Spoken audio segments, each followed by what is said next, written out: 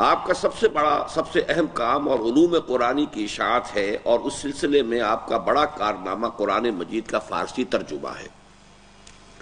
ہندوستان میں بہت کم لوگ عربی جانتے تھے، دفتری اور تعلیمی زبان فارسی تھی، لیکن اس زبان میں قرآن مجید کا کوئی ترجمہ رائج نہ تھا۔ نیچے نوٹ ہے کہ اگرچہ اس سے پہلے ایک شیخ سعدی نے ترجمہ کیا تھا، لیکن یہ کہ وہ بھی نہ دستیاب تھا اور نہ ہی وہ اس اعتبار سے معتبر تھا کہ وہ واقعتاً شیخ سعدی کا ہے یا صرف ان کی طرف منسوب کر دیا گیا ہے۔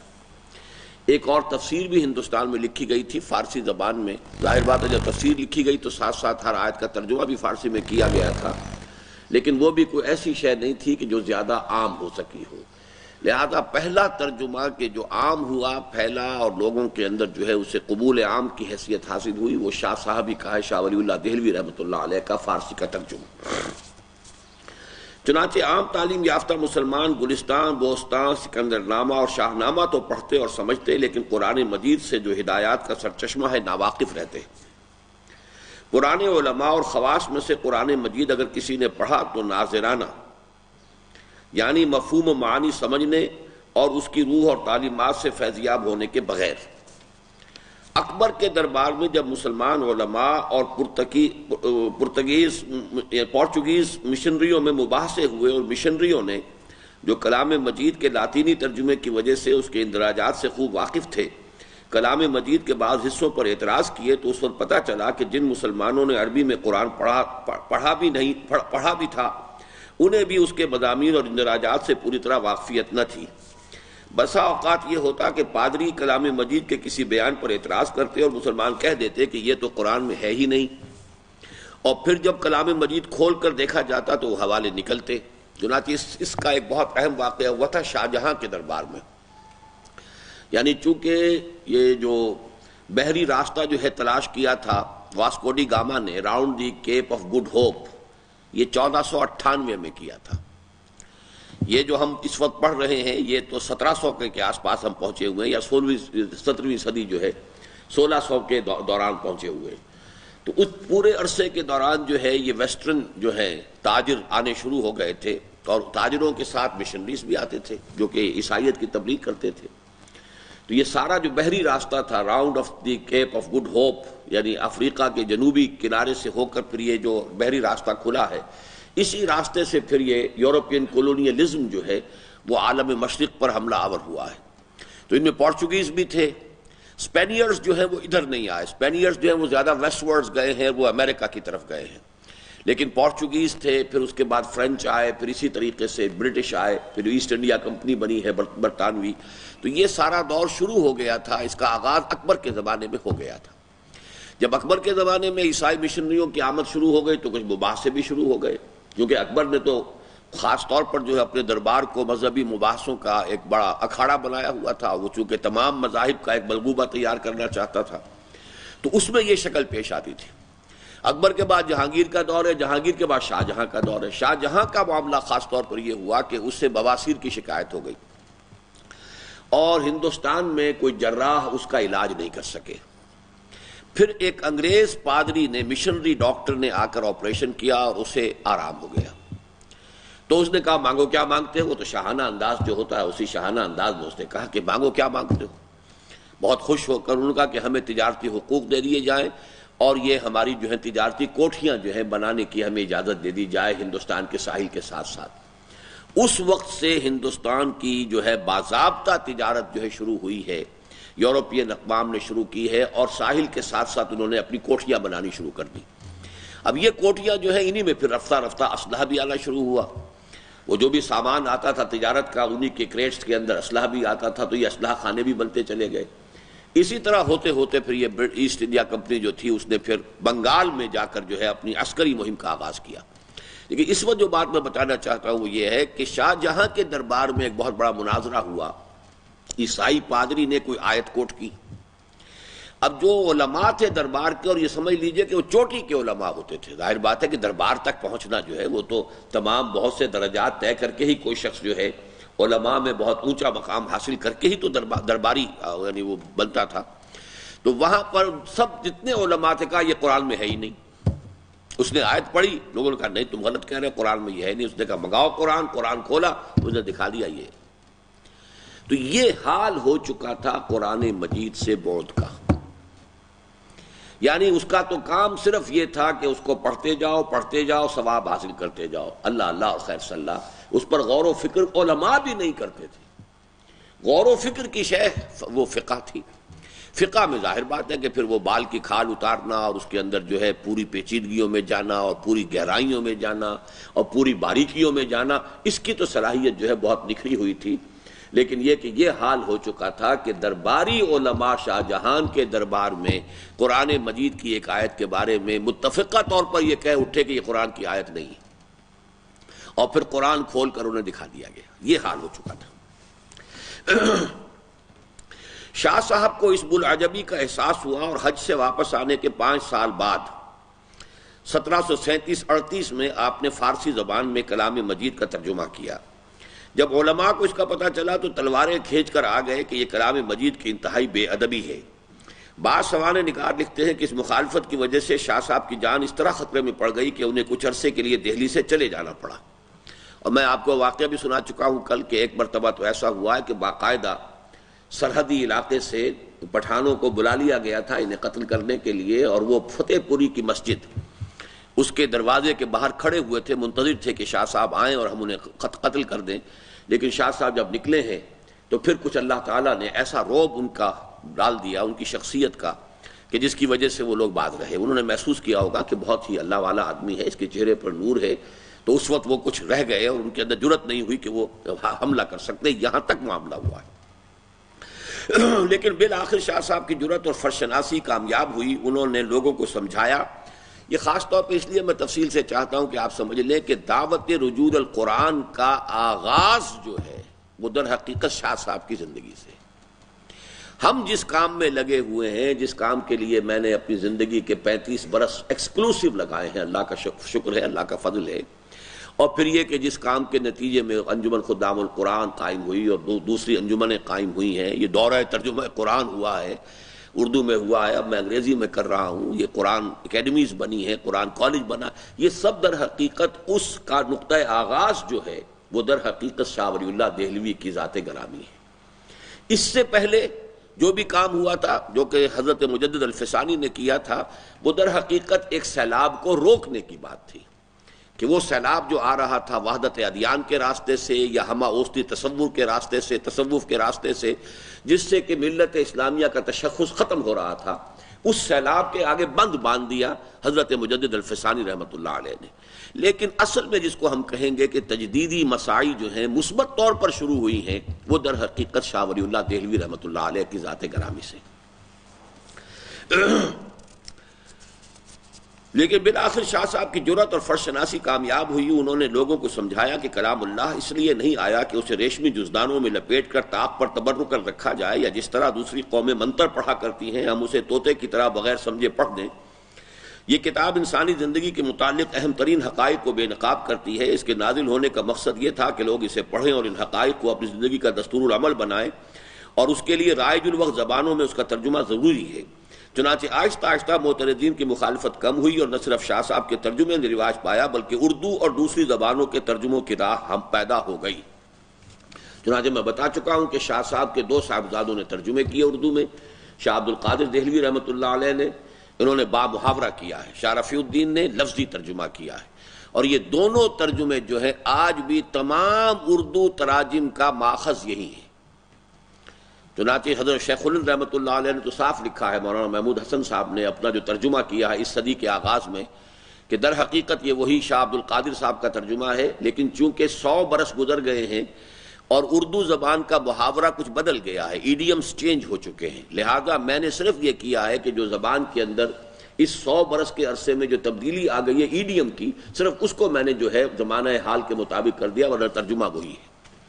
تو شاہ صاحب کا ترجمہ فارسی میں، اور شاہ صاحب کے 2 بیٹوں کا ترجمہ اردو میں، اور شاہ صاحب کے ایک بیٹے کی تفسیر عزیزی، یہ شاہ عبد العزیز صاحب نے لکھی.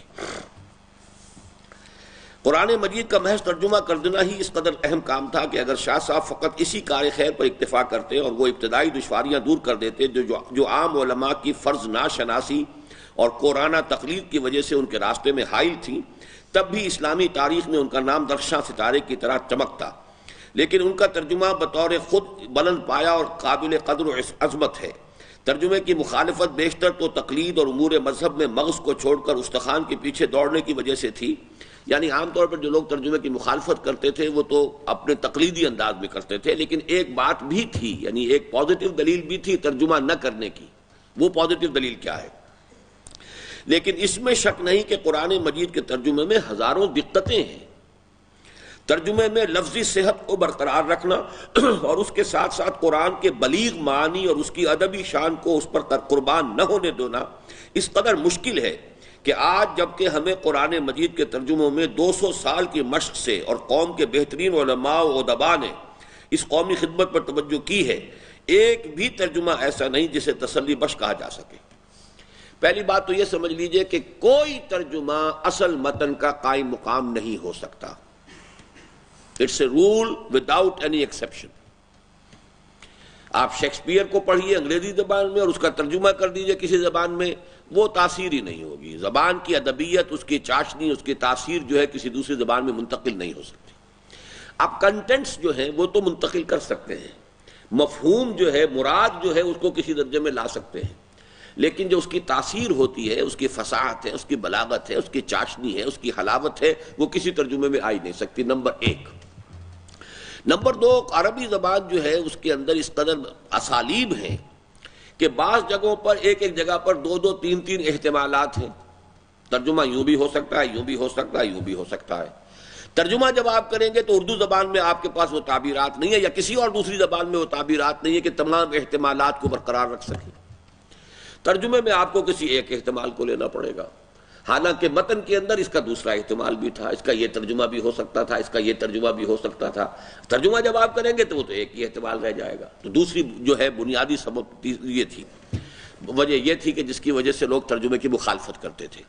تیسری بات اور اہم ترین بات یہ ہے کہ اس سے پہلے جو آسمانی کتابوں کے گم ہو جانے کا سبب تھا وہ یہ تھا کہ جب ترجمے ہو گئے تو لوگوں نے تمام تر توجہ ترجمے پر کر دی اور متن کی فکر نہ رہی، اور متن گم ہو گیا۔ یہی وجہ ہے کہ آج انجیل کا کوئی متن موجود نہیں۔ انجیل کا جو سب سے پرانا نسخہ ملتا ہے وہ بھی در حقیقت ترجمہ ہے یونانی زبان میں، گریک ٹرانسلیشن۔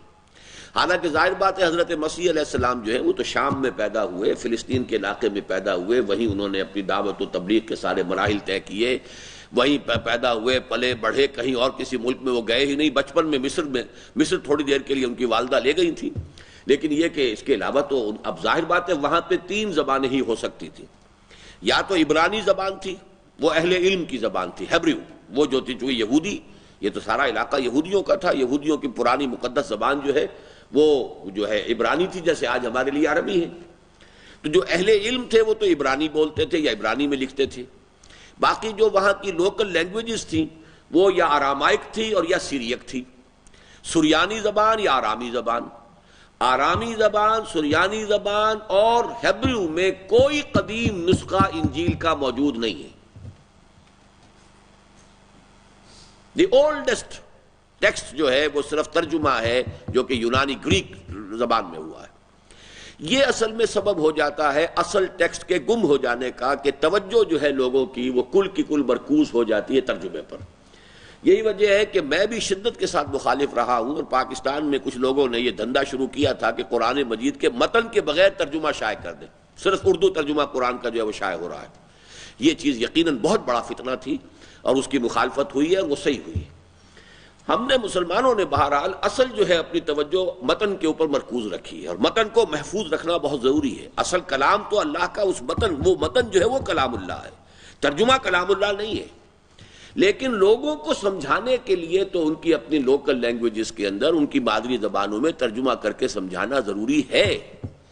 تو یہ ہے اصل میں کہ دونوں چیزوں کی اپنی جگہ پر اہمیت ہے۔ علماء اگر مخالفت کرتے تھے تو کوئی سبب بھی تھا، لیکن اس میں جو شدت انہوں نے اختیار کر لی کہ گویا کہ ترجمہ کرنا کفر ہو گیا، اور ترجمے سے جو ہے وہ لوگوں کے اندر جو ہے بہت سے مغالطے پیدا ہو جائیں گے، تو یہ ایک وہ بات تھی کہ جس کا مقابلہ شاہ ولی اللہ جیسی شخصیت ہی کر سکتی تھی۔ کسی اور شخص کے اندر یہ ہمت نہیں ہو سکتی تھی کہ وہ علماء کے متفقہ مخالفت کے باوجود وہ کام کر گزرے۔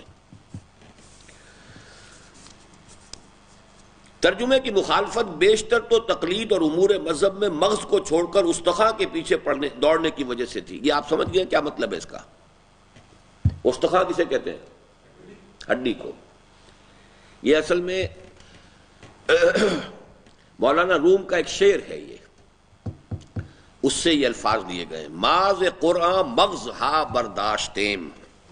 یہ آپ ذرا لکھ لیا کریں، یہ چیزیں کام دے گی آپ کو۔ ماز قرآن مغز ہا برداشتیم، استخا پیش سگا انداختے۔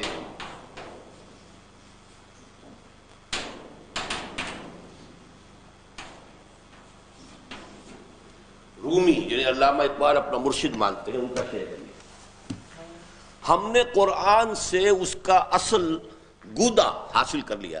ہڈی ہے نا، آپ ہڈی کو چوس لیتے ہیں، اس کے اندر سے گودا ہوتا ہے، وہ نکال لیتے ہیں، ہڈی پھینک دیتے ہیں۔ تو ہم نے اس میں سے اصل گودا تو نکال لیا ہے، اور ہڈی جو ہے وہ کتوں کے آگے پھینک دی ہے۔ حالانکہ ایک اعتبار سے یہ قرآن مجید کی توہین بھی بن جاتا ہے یہ شعر۔ یہ قرآن میں کوئی شے ہڈی نہیں ہے، کوئی شے قرآن کی پھینک دینے کے قابل نہیں ہے۔ لیکن اصل میں مراد کیا ہے کہ ایک ہے قرآن مجید کی باطنی تعلیم، اصل ایمانی حقائق، ایک ہے قرآن کی قانونی تعلیم اور اس کے ساری تفاصیل۔ اب وہ جو میں نے آپ کو بتایا تھا کہ صوفیاء اور علماء کے مابین یہی چپکری شروع ہو گئی تھی، ایک دوسرے پر پھپتیاں چست کرنے کی، یہ صرف ظاہر بین ہیں، ان کو ظاہر سے تعلق ہے، انہیں کیا غرض اس سے کہ اصل ہے کیا ہے۔ ادھر وہ کہتے تھے جی انہیں کیا پتا قانون اسلامی کا، یہ تو اپنے ہی خیالات اور تصورات کے اندر مگن ہیں۔ تو یہ جو ان کے درمیان چپکرش چلتی تھی، اسی کا ایک مظہر یہ ہے کہ مولانا روم بھی بہرحال صوفیاء میں سے تھے، شیخ ابن عربی کے بہت بڑے مفسر سمجھ لیجئے، بہت بڑے ان کے پیروکار ہیں، ابن عربی، محی الدین ابن عربی کے، شیخ اکبر کے، لہذا انہوں نے بھی وہی پھپتی چست کی ہے مولویوں پر، فقیہوں پر، کہ یہ تو ظاہری جو ڈھانچہ ہے شریعت کا اسی کے اوپر لڑ جھگڑ رہے ہیں۔ آیا اتنے ڈول پانی نکالنے سے کنواں پاک ہو جائے گا یا نہیں ہوگا؟ کتنے سائز کا ہو پانی کا وہ حوض تو وہ پاک ہوگا، اور کتنا سائز اس سے اگر 1 انچ کم رہ گیا تو پانی ناپاک ہو جائے گا۔ ظاہر بات ہے قانون جو ہے وہ قانون کی تو موشگافیاں ایسی ہوتی ہیں، قانون میں ذرا ادھر سے ادھر کے فرق سے کیا ہوتا ہے۔ آپ کو معلوم ہے سپریم کورٹ کے 4 ججز نے ذوالفقار علی بھٹو کو پھانسی کا حکم دیا، اور 3 جو ہے وہ اسے بری کر رہے تھے۔ تو قانون کے اندر تو ذرا سی بات سے زمین و آسمان کا فرق واقع ہو جاتا ہے۔ تو انہوں نے یہ گویا کہ پھپتی چست کی ہے فقہا پر یا مولویوں پر یا ظاہر بین مفتیوں پر، کہ ہم نے تو قرآن سے اس کی اصل تعلیم ایمان، وہ جو شاید آپ کو یاد ہو، میں نے آپ کو ایک شعر اور بھی سنایا تھا کہ چند خانی حکمت یونانیہ، یہ بھی مولانا رومی کا ہے۔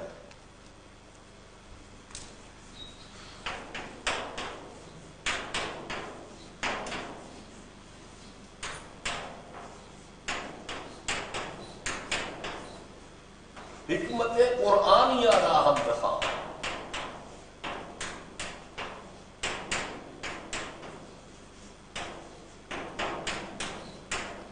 کب تک یونانیوں ہی کا فلسفہ پڑھتے رہو گے؟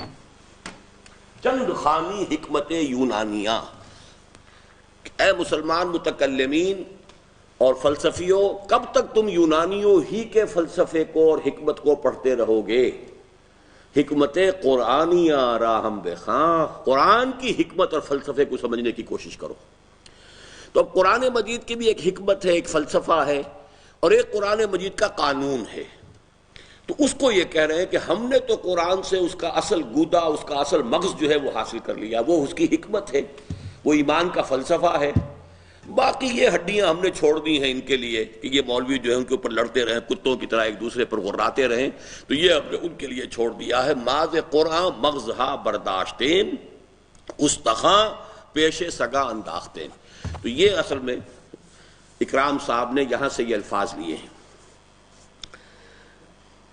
ترجمے کی مخالفت بیشتر تو تقلید اور امور مذہب میں مغز کو چھوڑ کر استخاں کے پیچھے دوڑنے کی وجہ سے تھی، لیکن اس میں شک نہیں کہ قرآن مجید کے ترجمے میں ہزاروں دقتیں بھی ہیں۔ ترجمے میں لفظی صحت کو برقرار رکھنا اور اس کے ساتھ ساتھ قرآن کے بلیغ معنی اور اس کی ادبی شان کو اس پر قربان نہ ہونے دینا اس قدر مشکل ہے کہ آج جب کہ ہمیں قرآن مجید کے ترجموں میں 200 سال کی مشق ہے اور قوم کے بہترین علماء و ادباء نے اس قومی خدمت پر توجہ کی ہے، ایک بھی ترجمہ ایسا نہیں ہے جسے تسلی بخش کہا جا سکے یا جس سے اس کے اصل زور بیان، فصاحت و بلاغت اور روحانی عظمت کا صحیح اندازہ ہو سکے۔ شاہ ولی اللہ کے ترجمے کے متعلق یہ تو نہیں کہا جا سکتا کہ اس سے بہتر ترجمہ نہیں ہو سکتا، اور اصل میں ضرورت یہ ہے کہ مستند اور بلند پایہ ترجمے کے لیے علماء اور اہل قلم کی ایک پوری جماعت یہ فرض ادا کرے۔ یہ بہت اہم نکتہ ہے جو بیان کیا انہوں نے، کہ اصل میں ترجمہ جو ہے کسی ایک شخص کے کرنے کا کام نہیں۔ اس کی وجہ کیا ہے؟ ہر شخص کا اپنا ایک بینٹ آف مائنڈ ہوتا ہے، اینگل آف ویو ہے، اس کے اپنے ذہن کی ایک ساخت ہے۔ اب دیکھیے یہی میز ہے، میں نے پہلے بھی مثالیں دی ہیں آپ کو، آپ بھی اس میز کو دیکھ رہے ہیں، وہ بھی دیکھ رہے ہیں، لیکن ہر ایک کے ریٹینا پر یہ جو حساس پردہ ہے ہماری آنکھ کا، اس پر اس کی تصویر مختلف بن رہی ہے۔ میز ایک ہی ہے، جب اس اینگل سے دیکھا جائے گا تو کچھ اور نظر آئے گی، اس اینگل سے دیکھا جائے گا کچھ اور نظر آئے گی، اور ہر انسان کا اپنا ایک اینگل آف ویو ہوتا ہے، اس کا اپنا ایک بینٹ آف مائنڈ ہے، اس کے اپنے ذہن کی ایک ساخت بن چکی ہے، اپنے مزاج کی ایک افتاد ہے، تو وہ قرآن مجید کو اسی اینگل سے دیکھے گا۔ تو ایک آدمی کا جو دیکھنا ہے وہ کافی نہیں ہے، 10 آدمی یہ کام کر رہے ہوں اور پھر وہ بیٹھ کر اپنے جو ہے نوٹس کو کمپیئر کریں، پھر ڈسکس کریں اور پھر کسی ترجمے پر آنے کی کوشش کریں، تو وہ ہے اصل میں کرنے کا کام۔ چنانچہ قرآن مجید کے انگریزی ترجمے کی ایک ایسی مشق شروع کی تھی کراچی کے ایک ادارے نے، وہاں میں نے جا کر دیکھا بھی تھا، تو وہاں انہوں نے یہ کیا ہوا تھا کہ 8-9 آدمی تھے، ہر ایک کے لیے علیحدہ علیحدہ ڈیسک، اور علیحدہ علیحدہ اس کے ہر ڈیسک کے اوپر وہ ڈکشنریاں عربی اردو انگریزی وغیرہ یہ موجود تھیں۔ اب وہ صبح کے وقت 8-10 آدمی جمع ہوتے تھے اور طے کر لیتے تھے کہ آج فلاں آیت سے فلاں آیت تک کا ترجمہ کرنا ہے۔ شام تک ہر آدمی اپنا بیٹھا ہوا اپنے ذہن اپنے فکر کے مطابق بہترین ترجمہ کرتا تھا، پھر وہ شام کو اپنے نوٹس کمپیئر کرتے تھے، پھر کسی ایک ٹیکسٹ کے اوپر ایگری کرتے تھے، پھر یہ کہ انہوں نے ایک اور بورڈ بنا رکھا تھا علماء کا کہ پھر وہ یہ ہے کہ ویکلی وہ اس کو پھر ریویو کریں گے۔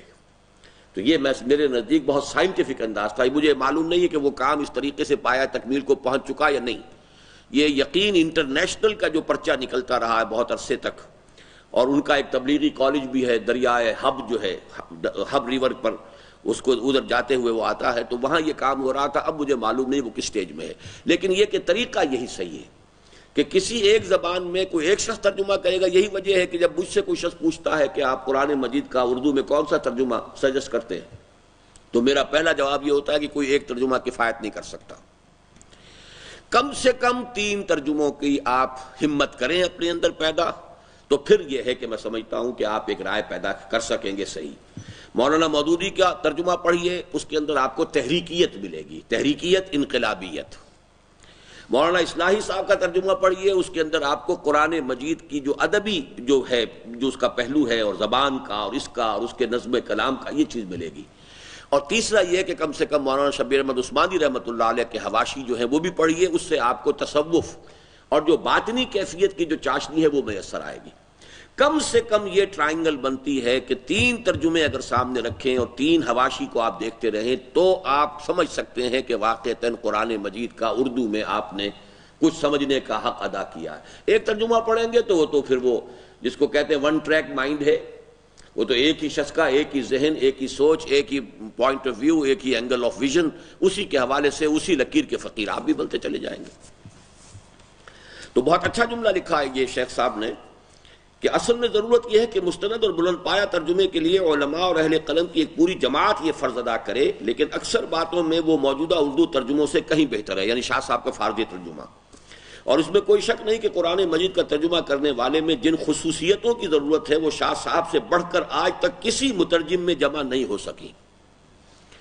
یعنی میرا خود کہنا یہ ہے کہ شاہ صاحب کے بارے میں میری رائے یہ ہے کہ دور صحابہ کے بعد علمی اعتبار سے 3 شخصیتوں کو میں عظیم ترین سمجھتا ہوں: امام غزالی، امام ابن تیمیہ اور شاہ ولی اللہ دہلوی۔ اور ان میں نسبت میرے نزدیک یہ ہے کہ شاہ ولی اللہ دہلوی مساوی ہیں ابن تیمیہ جمع امام غزالی، دونوں کو جمع کریں گے تو شاہ ولی اللہ کی شخصیت بنے گی، کیونکہ امام غزالی زیادہ تصوف کی طرف ان کا رجحان ہے، ابن تیمیہ کا جو ہے قرآن کا متن اور سنت رسول کی جو اصل حیثیت ہے اس کے اعتبار سے، اور شاہ صاحب میں یہ دونوں چیزیں جو ہیں جمع ہیں، جامع ظاہر و باطن، جامع معقول و منقول، یہ چار جو ہیں ڈائمنشنز ہیں، ایک منقول ہے، ایک معقول ہے، یعنی قرآن حدیث سے یہ چیزیں ہمیں مل رہی ہے، ایک ہے عقل، منطق اور فلسفہ، عقل کیا کہہ رہی ہے، منطق کیا کہہ رہی ہے، تو معقول و منقول، اور ظاہر و باطن، ایک ہے قرآن کا اور اسلام کا ظاہری قانونی پہلو، ایک ہے اس کا باطنی پہلو، تو جب ان چاروں کو جمع کریں گے آپ تب جا کر جو ہے در حقیقت ایک جو ہے وہ صحیح تصور بنے گا۔ اس حوالے سے اس جامعیت کبریٰ پر اترنے والی کوئی شخصیت میرے نزدیک دور صحابہ کے بعد، اس لیے کہ وہ کیٹیگری مختلف ہے، حضور صلی اللہ علیہ وسلم اور صحابہ کرام سے تو ہم بعد کے کسی بھی شخص کو کسی بھی اعتبار سے کمپیئر کر ہی نہیں سکتے، وہ کیٹیگری علیحدہ ہے، لیکن اس کے بعد کی جو جتنی شخصیتیں ہیں ان میں میرے نزدیک یہ تین چوٹی کے ہیں، امام غزالی، امام ابن تیمیہ اور شاہ ولی اللہ دہلوی، اور ان میں جو نسبت و تناسب ہے وہ یہ ہے کہ شاہ ولی اللہ دہلوی مساوی ہیں امام غزالی جمع امام ابن تیمیہ کے، تو انہوں نے صحیح بات لکھی ہے یہ، اور اس میں کوئی شک نہیں کہ قرآن مجید کا ترجمہ کرنے والے میں جن خصوصیتوں کی ضرورت ہے وہ شاہ صاحب سے بڑھ کر آج تک کسی مترجم میں جمع نہیں ہوئی۔ مولانا نذیر احمد کہتے ہیں فی الحقیقت قرآن کے مترجم ہونے کے لیے جتنی باتیں درکار تھیں ترجمے سے ثابت ہوتا ہے وہ سب مولانا شاہ ولی اللہ دہلوی میں علی وجہ الکمال پائی جاتی تھی، اور سب سے بڑی بات یہ کہ مولانا صاحب کی نظر تفاسیر اور احادیث اور دین کی کتابوں پر ایسی وسیع ہے کہ بس انہی کا حصہ تھا، یعنی یہ منقول کا پہلو آ گیا۔ ایسا معلوم ہوتا ہے کہ ہر ایک آیت بلکہ ہر ایک لفظ کی نسبت مفسرین کے جتنے اقوال ہیں وہ سب ان کے پیش نظر ہیں، اور وہ ان میں جس کو واضح پاتے ہیں اسے اختیار کر لیتے ہیں۔ یہ جو مولانا نذیر احمد لکھا ہے یا ڈپٹی نذیر احمد مشہور ہیں، ان کا بھی ایک ترجمہ ہے با محاورہ، ڈپٹی نذیر احمد تھے یہ۔ شاہ صاحب نے نہ صرف قرآن مجید کا ترجمہ کیا بلکہ اس مسئلے کے علمی پہلوؤں پر بھی ایک رسالہ لکھا، اور مقدمہ فی ترجمۃ القرآن المجید میں قرآن مجید کے مترجموں کی رہنمائی کے لیے کارآمد ہدایتیں درج کی۔ شاہ صاحب اپنی کتاب میں لکھتے ہیں کہ اس بندہ ضعیف پر خداوند تعالیٰ کے کئی بے شمار نعمتیں ہیں، جن میں سب سے زیادہ عظیم شان نعمت یہ ہے کہ اس نے مجھ پر قرآن مجید سمجھنے کی، جس نے مجھ کو قرآن مجید سمجھنے کی توفیق عطا فرمائی، اور حضرت رسالت مآب صلی اللہ علیہ وسلم کے احسانات اس کمترین امت پر بہت، اس کمترین امت پر بہت ہیں، یعنی امت میں سب سے کمتر میں ہوں، اس کمترین امت پر بہت ہیں، جن میں سب سے بڑا احسان قرآن مجید کی تبلیغ ہے۔ یہی ہے اصل کرنے کا کام، قرآن کا فہم اور قرآن کی تبلیغ، یعنی یوں سمجھیے ایک کام وہ ہے جو اللہ سے ملتا ہے، ایک کام وہ ہے جو رسول کے اتباع میں ہمیں کرنا ہے۔ اللہ سے تو ہمیں قرآن کا فہم مانگنا ہے، جیسے کہ حضور صلی اللہ علیہ وسلم نے حضرت عبداللہ ابن عباس کے لیے دعا کی تھی، اللہم فقہہ فی الدین وعلمہ التاویل، اے اللہ اس نوجوان کو دین کا فہم عطا کر دے اور تاویل قرآن، تفسیر قرآن کا علم عطا کر دے۔ تو اللہ سے تو مانگیے فہم قرآن، اور رسول کا اتباع کیا ہے؟ تبلیغ قرآن۔ اب اس کو پھیلائیے، اس کو عام کیجئے، یہ رسول کا اتباع ہے۔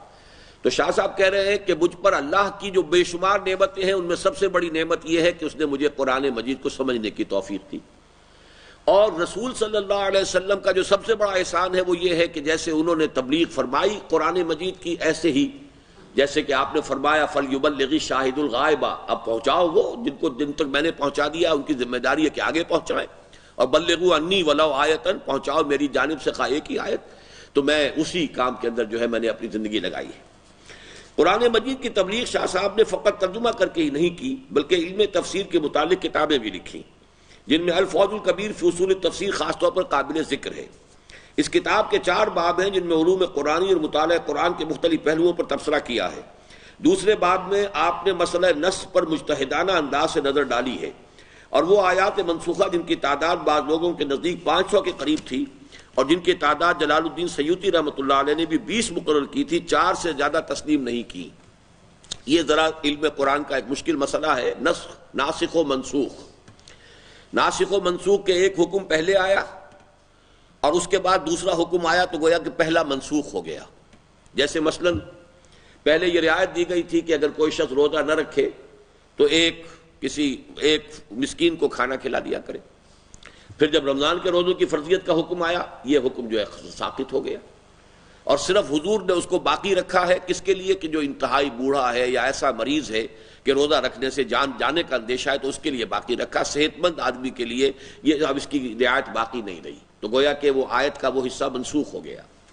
یا اسی طرح پہلے حکم تھا کہ ہر مسلمان اپنی وصیت لکھ کر ہر وقت اپنے پاس رکھے، اس لیے کہ قانون وراثت ابھی معین طور پر آیا نہیں تھا، تو سورہ بقرہ میں حکم ہے کہ اگر کچھ بھی مال چھوڑ کر جا رہے ہو تو وصیت کر کے جاؤ تاکہ والدین کو بھی کچھ حصہ مل سکے، یہ نہ ہو کہ بس ایک بڑا بیٹا جو ہے وہ ساری وصیت پر قابض ہو کر بیٹھ جائے۔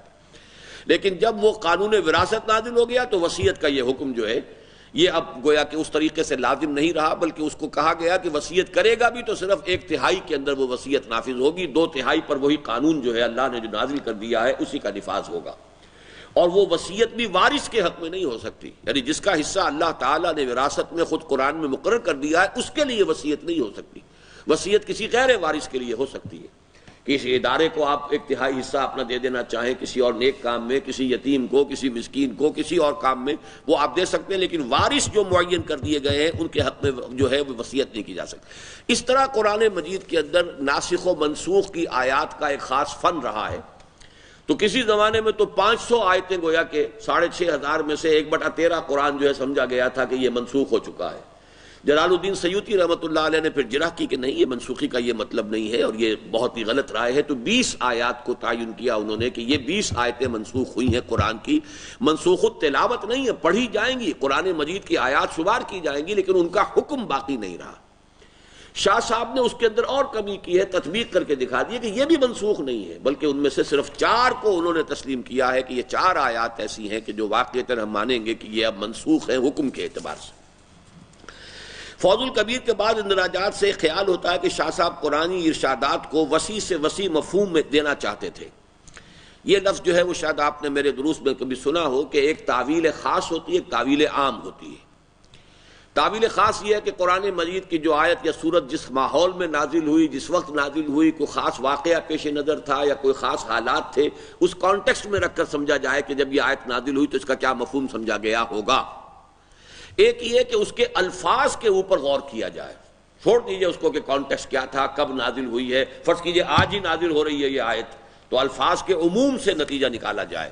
اسی لیے ایک جملہ جو ہے مفسرین کہا کرتے ہیں، اس کو بھی لکھ لیجئے،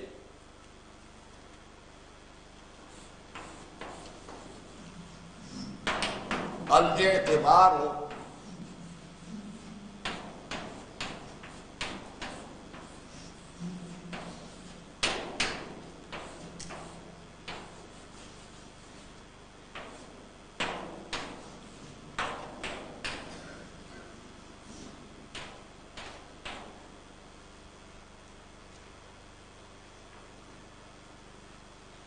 الاعتبار لعموم اللفظ لا لخصوص السبب، اعتبار الفاظ کے عموم کا کیا جائے گا، سبب نزول کے خصوص کا نہیں کیا جائے گا۔ ایک آیت نازل ہوئی خاص پس منظر میں، خاص واقعہ تھا، اسے ہم کہتے ہیں شان نزول، اسی کو سبب نزول بھی کہتے ہیں۔ لیکن یہ کہ اب ایک تو یہ کہ آپ اس کانٹیکسٹ میں رکھ کر دیکھیے، ایک یہ ہے کہ الفاظ کو جنرلائز کیجئے، عموم اللفظ، الاعتبار لعموم اللفظ لا لخصوص السبب، لا خصوص السبب، یعنی سبب نزول کیا تھا، کس واقعے پر یہ آیت نازل ہوئی تھی، اس کو مد نظر نہیں رکھا جائے گا، بلکہ یہ دیکھا جائے گا کہ الفاظ کا عموم کیا تقاضا کرتا ہے۔ آپ کا تھوڑا سا عربی کا امتحان لے لوں، یہ الاعتبار لخصوص اللفظ لعموم اللفظ، اس کی ترکیب نحوی کریں گے؟ ترکیب نحوی کرنی سیکھیے، یہ ذرا نکال دو بھائی، لا لخصوص سبب نکال دو اس میں سے،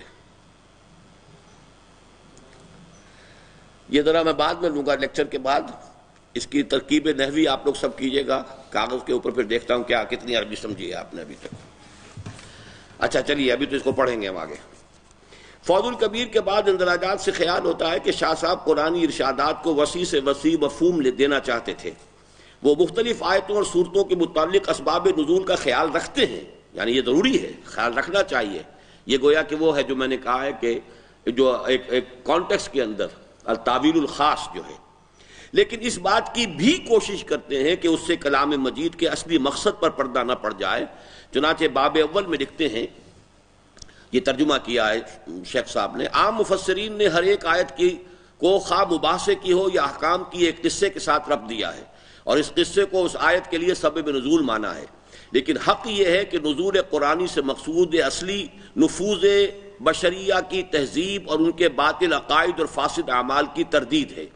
اس لیے آیات مناظرہ کے نزول کے لیے متکلمین میں عقائد باطلہ کا وجود اور آیات احکام کے لیے ان میں اعمال فاسدہ اور مظالم کا شیوع اور آیات تذکیر کے نزول کے لیے ان کا بغیر ذکر آلاء اللہ و ایام اللہ اور موت و واقعات بعد الموت کے بیدار نہ ہونا اصلی سبب ہوا۔ اب یہ ذرا وہ پرانی زبان ہے نا کہ اصل سبب کیا ہے قرآن کے نزول کا، وہ تو یہ ہے کہ لوگ جو ہیں موت کو بھولے ہوئے ہیں، موت کے بعد کے واقعات کو بھولے ہوئے ہیں، اور جو بھی انسان کی سعادت کے لیے اور اس کی کامیابی کے لیے اسباب ہونے چاہیے ان سے صرف نظر کیا ہوا ہے۔ تو گویا ان تمام غلط راستوں سے ہٹا کر حقیقت کی طرف لے کر آنا، یہ سبب نزول ہے پورے قرآن کا۔ خاص واقعات کو جن کے بیان کرنے کی زحمت اٹھائی گئی ہے، اسباب نزول میں چنداں دخل نہیں ہے، مگر سوائے چند آیات کے جن میں کسی ایسے واقعے کی جانب اشارہ ہے جو رسول اللہ کے زمانے میں یا اس سے پیشتر واقع ہوا ہو۔ مثلا جیسے سورہ تحریم آپ نے پڑھی ہے، اب سورہ تحریم کے شروع میں جو واقعات آتے ہیں، یا ایھا النبی لم تحرم ما احل اللہ لک تبتغی مرضات ازواجک، یہ پڑھ لیا ہے نا آپ لوگوں نے، تو اب اس میں تو ایک واقعہ جو ہے اس کو سمجھے بغیر یہ آیت سمجھ میں نہیں آئے گی کہ آخر وہ کون سا واقعہ تھا، حضور نے اپنے اوپر کون سی چیز حرام کر لی تھی، تو یہ چیز جو ہے اس کو سمجھنے کی ضرورت ہے۔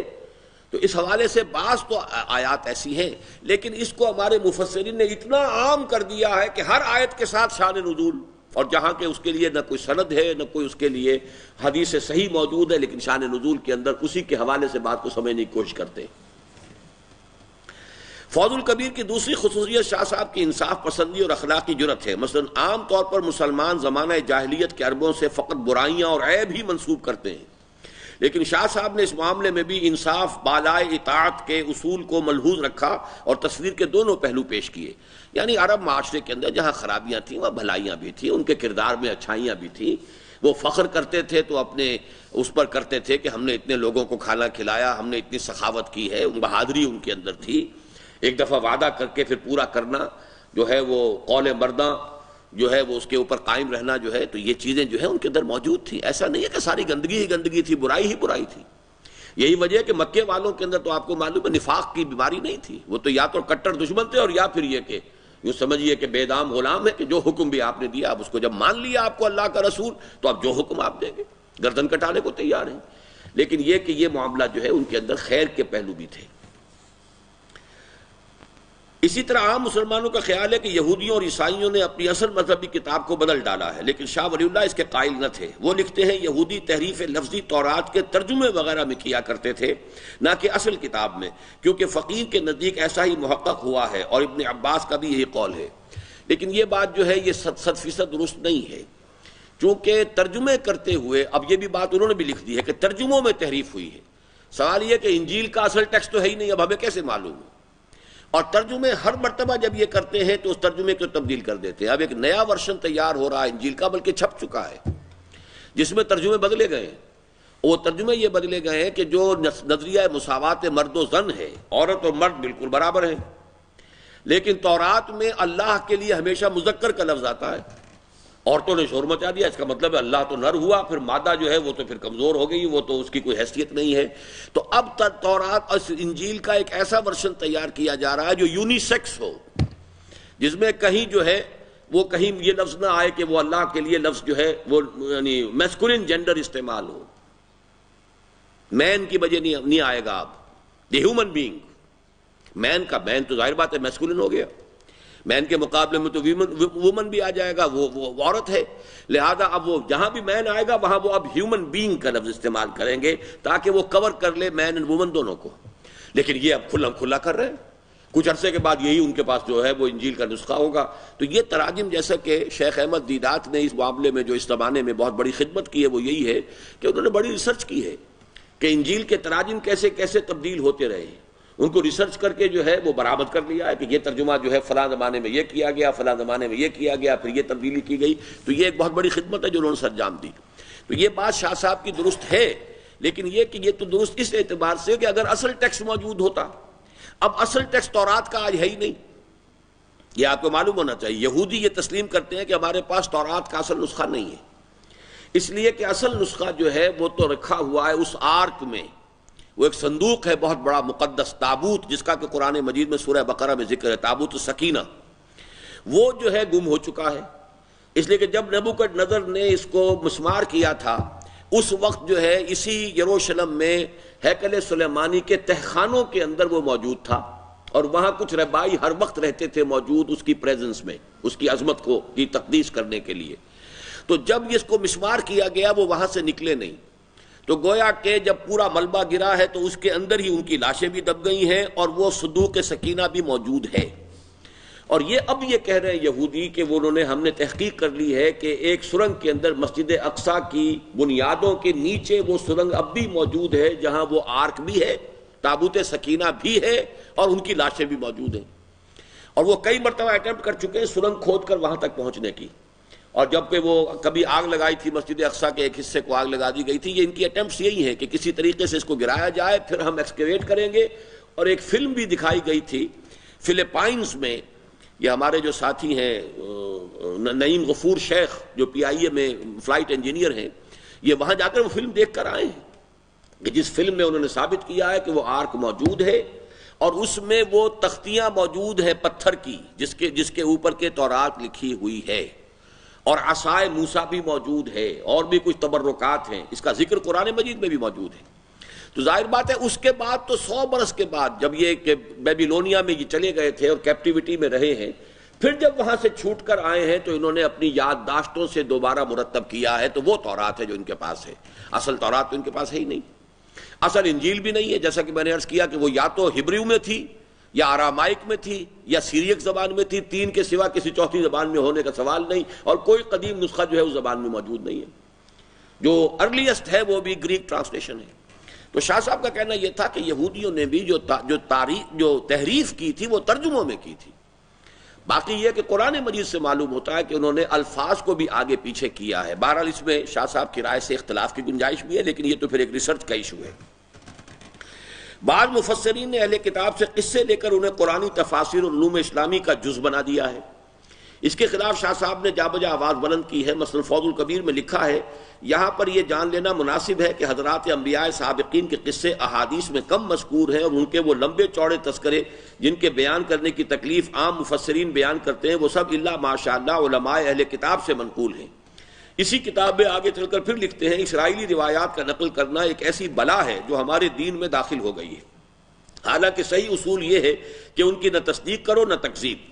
مفسرین کے بعض قصے جنہیں عوام اسلام کا ضروری جز سمجھنے لگ گئے ہیں شاہ صاحب کو بہت ناپسند تھے. فرماتے تھے، اور محمد بن اسحاق واقدی کلبی نے قصہ آفرینی میں جس قدر افراد کی ہے، یعنی وہ ہر ایک آیت کے تحت میں قصہ لائے ہیں، محدثین کے نزدیک ان کا اکثر حصہ صحیح نہیں ہے اور ان کے اسناد میں خامیاں ہیں. ان لوگوں کی اس افراد کو علم تفسیر کے لیے شرط سمجھنا صحیح غلطی ہے، اور اس کے حفظ پر فہم کتاب اللہ کو موقوف کر دینا دراصل کتاب اللہ سے اپنا حصہ کھو دینا ہے. مفسرین کی یہی زولیدہ نویسی تھی جس کی وجہ سے شاہ صاحب نے اپنے وصیت نامے میں یہ لکھا کہ قرآن اور اس کا ترجمہ تفسیر کے بغیر ختم کرنا چاہیے. ترجمۃ القرآن، تفسیروں کو ایک طرف رکھ دو، ترجمہ قرآن کا پڑھو، اور پھر اس کے بعد تفسیر. یعنی پہلے ترجمے کو ختم کر لیا جائے، پورے قرآن کو محض ترجمے سے پہلے ایک دفعہ آدمی گزار لے، اپنے ذہن میں بٹھا لے، اب تفسیروں کی طرف رجوع کرے. یہ نہیں کہ ابتدا ہی قرآن مجید کے مطالعے کی تفسیروں سے کی جائے. قرآن اور اس کا ترجمہ تفسیر کے بغیر ختم کرنا چاہیے، پھر اس کے بعد تفسیر، اور وہ بھی تفسیر جلالین بقدر درس پڑھائی جائے جو نہایت مختصر ہے اور جس کے الفاظ قرآن کے الفاظ جتنے ہیں. وہ لکھتے ہیں قرآن عظیم اس قدر پڑھا دیں کہ صرف قرآن اور ترجمہ بغیر تفسیر کے پڑھا جائے، مگر جہاں شان نزول یا قاعدہ نحو مشکل ہو وہاں ٹھہر جائیں اور بحث کریں، اور اس کے بعد اس کے تفسیر جلالین بقدر درس پڑھا دیں. یہ ان کی وصیت کا یہ ایک کوٹیشن ہے جو انہوں نے دی ہے. بہرحال یہ جو ہم نے آج محنت مزید کر لی ہے وہ اس لیے، جیسا کہ میں نے آپ کو بتایا کہ ہماری یہ جد و جہد جو ہم لے کر چل رہے ہیں اس کا نقطہ آغاز شاہ صاحب کی یہ جد و جہد ہے۔ اب آئیے اس کے بعد مسلم انڈیا کا ایک نیا دور شروع ہو رہا ہے، انگریزی دور کے نئے فتنوں کا سد باب اور تحریک رجوع الی القرآن، یعنی اس دور میں پھر اب رجوع الی القرآن کی تحریک ان مراحل سے گزری ہے۔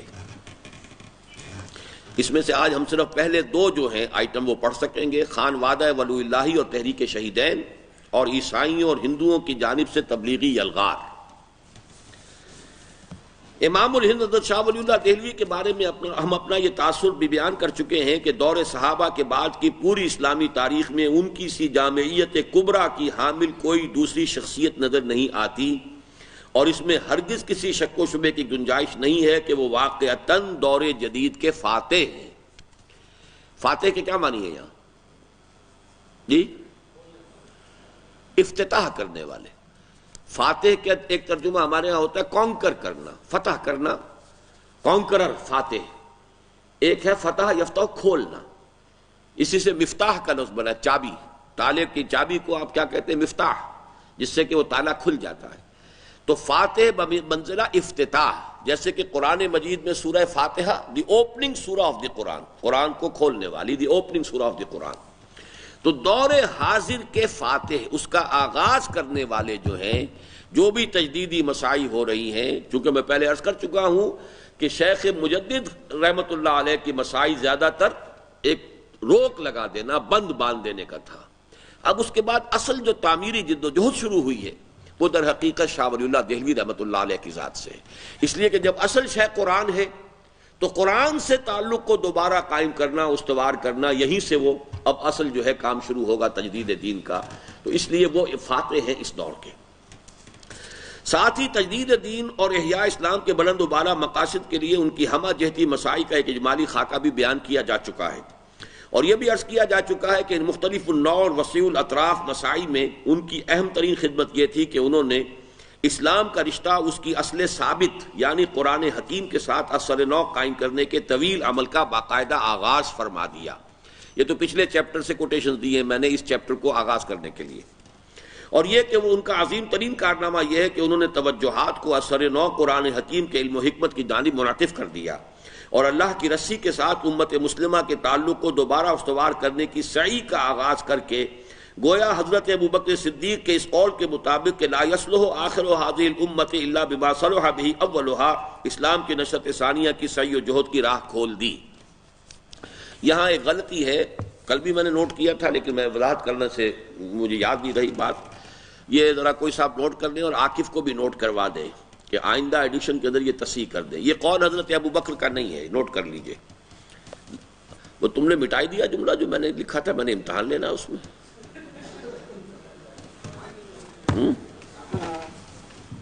وہ تو اب میں آج امتحان دیے بغیر نہیں چھوڑوں گا میں۔ کیا تھا وہ؟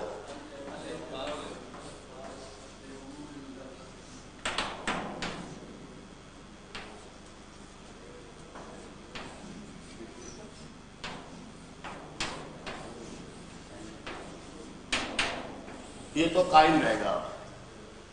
اب جو جملہ میں بتانا چاہتا تھا وہ کیا تھا؟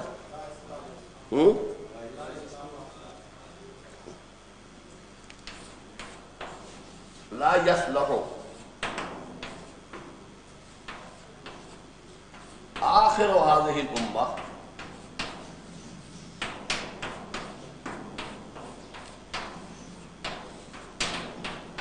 إلا بما صلح أولها۔ یہ اصل میں حضرت امام مالک کا جملہ ہے، لیکن حضرت ابوبکر صدیق رضی اللہ تعالی عنہ کا بھی ایک جملہ ہے کہ جو اسی مفہوم کا ہے، ان هذا الامر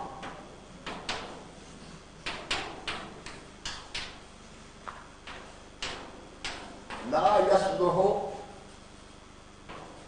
آخره الا بما صلح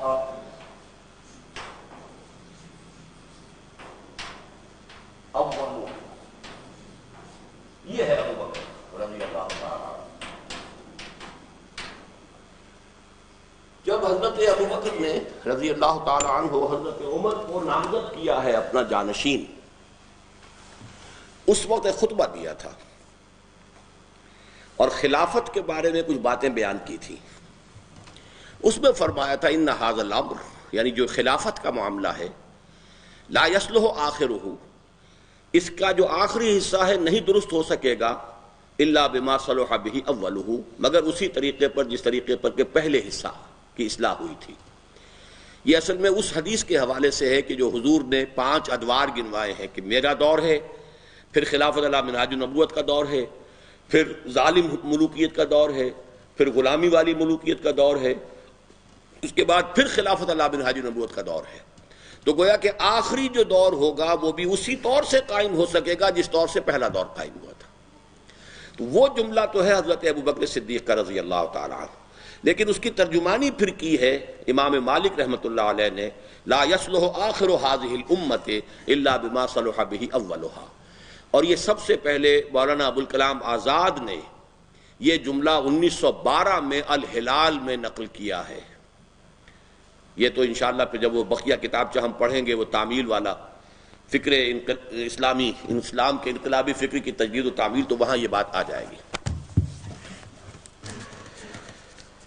اس سے پہلے ہم یہ بھی واضح کر چکے تھے کہ صدر اول میں اسلام کی عظیم ترین حقیقتیں 2 ہی تھیں، ایک ایمان، وہ ظاہری اور قانونی اور فقہی ایمان نہیں جس کا تعلق اقرار باللسان سے ہے، بلکہ وہ حقیقی اور قلبی ایمان جو یقین بن کر انسان کے رگ و پے میں سرایت کر جائے، اور دوسرے جہاد فی سبیل اللہ جس کا مقصد ہو شہادت علی الناس، اعلاء کلمت اللہ اور اظہار دین الحق علی الدین کلہ۔ اور چونکہ ایمان حقیقی کا منبع اور سرچشمہ ہے قرآن حکیم اور جہاد و قتال کی علامت ہے تلوار، لہذا مرد مومن کی شخصیت کا جو حیولہ چشم تصور کے سامنے ابھرتا ہے، اس کے ایک ہاتھ میں بالکل بجا طور پر قرآن ہوتا ہے اور دوسرے میں تلوار۔ یہ سب سے پہلا مضمون تھا جو ہم نے پڑھا تھا، وہ یاد آ گیا کہ نہیں؟ اب آگے چلیے۔ یہ صحیح ہے کہ امام الہند حضرت شاہ ولی اللہ دہلوی کی اپنی زندگی میں سر بکف سیف بدست اور کفن بردوش میدان جہاد و قتال میں نکلنے کا مرحلہ نہیں آیا۔ 3 اصطلاحیں فارسی ترکیب میں آ گئی ہیں۔ سر بکف، سر کو ہتھیلی پر رکھ لینا، جسے ہم کہتے ہیں جان ہتھیلی پر رکھنا، سیف بدست، ہاتھ میں تلوار، کفن بردوش، اور کفن جو ہے وہ اپنے کندھے پر ڈال لینا تاکہ شہید ہو جائیں تو لوگوں کو دقت نہ ہو اور وہ میرے اس کفن ہی میں مجھے دفنا دیں۔ میدان جہاد و قتال میں نکلنے کا مرحلہ نہیں آیا، لیکن یہ ایک ناقابل تردید حقیقت ہے کہ ان کی وفات کے نصف صدی کے اندر جہاد و قتال فی سبیل اللہ کا جو غلغلہ سرزمین ہند میں بلند ہوا، وہ تمام تر ان ہی کی تجدیدی دعوت کی صدائے بازگشت تھی۔ میں نے آپ کو بتایا تھا کہ شاہ ولی اللہ کے سب سے بڑے بیٹے شاہ عبدالعزیز، ان کے شاگرد ہیں سید احمد بریلوی رحمۃ اللہ علیہ، جنہوں نے جہاد کیا ہے سکھوں کے خلاف، اور پیش نظر تھا انگریزوں سے بھی جہاد کرنا، لیکن پہلے یہ کہ شمال مغربی ہند میں اپنے قدم جما لے تو پھر انگریزوں کے ساتھ جنگ شروع کریں۔ اور شاہ ولی اللہ کے سب سے چھوٹے بیٹے تھے شاہ عبد الغنی، ان کے بیٹے تھے شاہ اسماعیل شہید۔ شاہ اسماعیل شہید نے بیعت کی سید احمد بریلوی کے ہاتھ پر۔ تو گویا کہ در حقیقت یہ جو جہاد کا سلسلہ تھا، تحریک شہیدین جس کو ہم کہتے ہیں، یہ در حقیقت شاہ ولی اللہ ہی کے کام کا ایک ظہور تھا، بروز تھا، اسی کو جس کے لیے کہ تیاری کی تھی علمی میدان میں شاہ ولی اللہ دہلوی نے، جس کے لیے کہ علمی تجدید کا کارنامہ سر انجام دیا تھا شاہ ولی اللہ دہلوی نے، اس کی عملی شکل جو پیدا ہوئی وہ در حقیقت تقریباً نصف صدی کے اندر 1763 میں شاہ صاحب کا انتقال ہو گیا۔ 1831 میں بالا کوٹ میں شہادت ہوئی ہے سید احمد بریلوی رحمۃ اللہ علیہ اور شاہ اسماعیل شہید رحمۃ اللہ علیہ۔ یہ شجرہ نسب جو ہے وہ ذہن میں رکھیے، یہ صرف ایک جملہ رہنے دو، باقی سب مٹا دو۔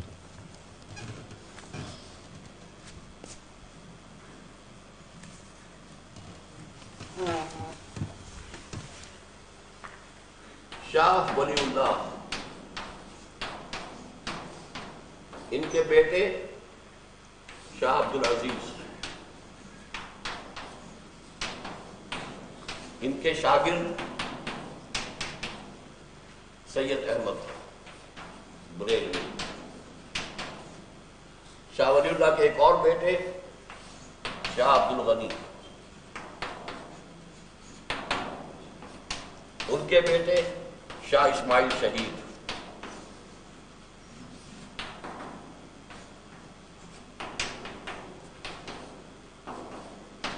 انہوں نے بیعت کی سید احمد بریلوی سے.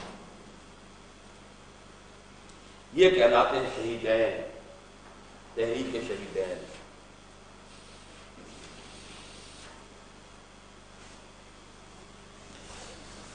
شاہ اسماعیل بہت بڑے عالم تھے جبکہ سید احمد بریلوی عالم نہیں تھے. انہیں تو صرف ترجمہ قرآن جو ہے شاہ عبد العزیز نے پڑھایا، جیسے کہ شاہ صاحب نے وصیت کی تھی. اس کے بعد جب علوم پڑھانے کی کوشش کی تو ان کا دماغ چلا ہی نہیں. تو شاہ عبد القادر نے یہ کہا بھائی جان سے، اپنے بڑے بھائی سے، شاہ عبد العزیز سے، کہ بھائی جان اللہ تعالیٰ نے ان کو کسی اور کام کے لیے پیدا کیا ہے، آپ یہ تعلیم والیم ان کی اپنا وقت ضائع نہ کریں اور ان کے اوپر بھی کوئی مصیبت نہ ڈالیں. پھر انہوں نے جہاد کی طرف آغاز کیا. پہلے امیر محمد خان کے ساتھ مل کر انگریزوں کے خلاف جہاد کرتے رہے. امیر محمد خان جو ہے جب اس نے انگریزوں سے صلح کر لی اور انگریزوں نے اسے ٹونک کی ریاست دے دی کہ تم تو بیٹھ جاؤ ٹھنڈے ہو کر یہاں، پھر وہاں اس سے علیحدہ ہو کر کے اس شخص نے تو انگریزوں کے ساتھ صلح کر لی ہے، پھر وہاں سے علیحدہ ہو کر پھر انہوں نے اپنا راستہ علیحدہ بنایا. اور ظاہر بات ہے کہ انگریزوں کے ساتھ جہاد کرنے کے لیے پہلے انہوں نے سوچا کہ پہلے سکھوں کے خلاف جہاد کر کے اور پٹھانوں کی مدد سے پنجاب جو ہے پہلے اس کو شامل کیا جائے، عالم اس میں دارالاسلام بنایا جائے، پھر وہاں سے انگریزوں کے خلاف جہاد کیا جائے. یہ تھی جد و جہد. اس کے اوپر بعد میں ہم کبھی پڑھیں گے، لیکن اس وقت صرف یہ بتانا تھا کہ یہ سارا سلسلہ کہاں سے چلا. شاہ ولی اللہ. یہ صحیح ہے کہ امام الہند حضرت شاہ ولی اللہ دہلوی کی اپنی زندگی میں سربکف، سیف بدست اور کفن بردوش میدان جہاد و قتال میں نکلنے کا مرحلہ نہیں آیا، لیکن یہ ایک ناقابل تردید حقیقت ہے کہ ان کی وفات کی نصف صدی کے اندر اندر جہاد و قتال فی سبیل اللہ کا جو غلغلہ سرزمین ہند میں بلند ہوا وہ تمام تر انہی کی تجدیدی دعوت کی صدائے بازگشت تھی. اس لیے کہ خود حضرت سید احمد بریلوی بھی خانوادہ ولی اللہ ہی کے زیر تربیت یافتہ تھے، اور ان کے دست راست تو تھے ہی شاہ اسماعیل شہید ابن شاہ عبد الغنی ابن شاہ ولی اللہ دہلوی. اور اگرچہ انجام کار کے اعتبار سے ہندوستان کی یہ پہلی اسلامی تحریک شعلہ مستعجل کا مصداق بن گئی. شعلہ مستعجل وہ شعلہ جو جلدی سے بجھ جاتا ہے.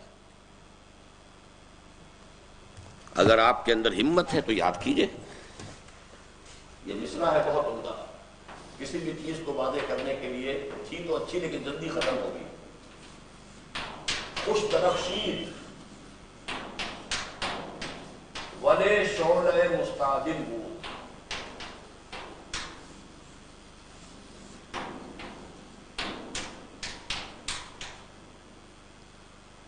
خوش درخشید خوب درخشاں ہوا تھا، خوب چمکا تھا.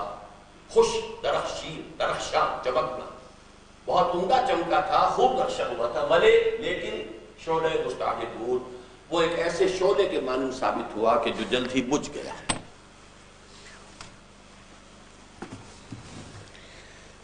لیکن اس کی خوش درخشیدگی یقیناً ہر شک و شبے سے بالاتر ہے. یہاں تک کہ واقعہ یہ کہ اس تحریک جہاد کے وابستگان کے ایمان و یقین، ذوق و شوق اور جوش و خروش کے تذکرے سے بے اختیار صحابہ کرام یاد آ جاتے ہیں. اور سخت حیرت ہوتی ہے کہ ایسی چنگاری بھی یارب اپنی خاکستر میں تھی.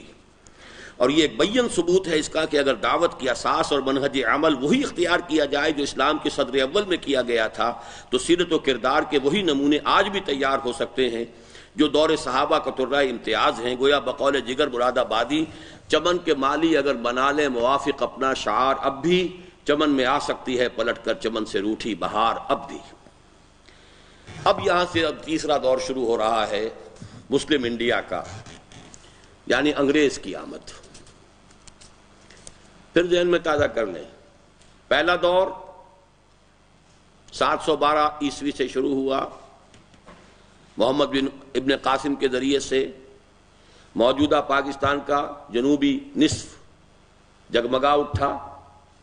یہ اسلام خالص عربی اسلام تھا، وہی سادگی تھی، نہ فرقہ واریت، نہ عجمی تصورات، نہ فلسفہ، نہ منطق، لیکن خوش درخشید ولے شعلہ مستعجل بود. اس کے بعد 300 برس کے بعد 1000 کے آس پاس موجودہ مغربی پاکستان کا شمالی نصف یہ نور اسلام سے منور ہوا۔ اس دوران میں صرف ہندوستان کے مغربی ساحل، جنوب مغربی ساحل کے اوپر اسلام کا ترشح ہوتا رہا عرب تاجروں کے ذریعے سے۔ اس میں ایک بات نوٹ کر لیجئے کہ اسی لیے وہاں شافعی ملیں گے آپ کو، حنفی نہیں ملیں گے۔ حنفی اسلام تو آیا ہے شمال مغرب سے، بعد میں 300 برس بعد۔ یہ جو دوران میں پھوار جو پڑتی رہی تھی، یہ شافعی عرب تاجر تھے، عربوں میں آپ کو ملیں گے یا حنبلی یا شافعی۔ مالکی ملیں گے شمال افریقہ میں، اور ترکی سے لے کر ہندوستان بنگلہ دیش تک یہ سب کے سب ہیں، یہ سب حنفی ہیں، سوائے ایران کو چھوڑ دیجئے، وہ بعد میں شیعہ بن گیا، ورنہ شروع میں یہاں بھی حنفیت ہی تھی۔ یہ صفوی ترکوں نے اس کو شیعہ بنایا ہے، یہ ایک علیحدہ بات ہے، اس کو پھر کبھی ڈسکس کریں گے۔ بہرحال یہ تو تھا پہلا دور۔ اس کے بعد جو آیا 1206 سے جو حکومت شروع ہوئی دہلی میں، اس کے ہم مختلف ادوار گن چکے ہیں۔ اس میں پھر ایک وہ جو اسلام آیا تھا وہ خالص حنفی تھا، اور وجودی تصوف، دونوں چیزیں اس کے اندر ملی ہوئی تھیں۔ اس کے بعد ہمایوں کے زمانے میں شیعیت آ گئی۔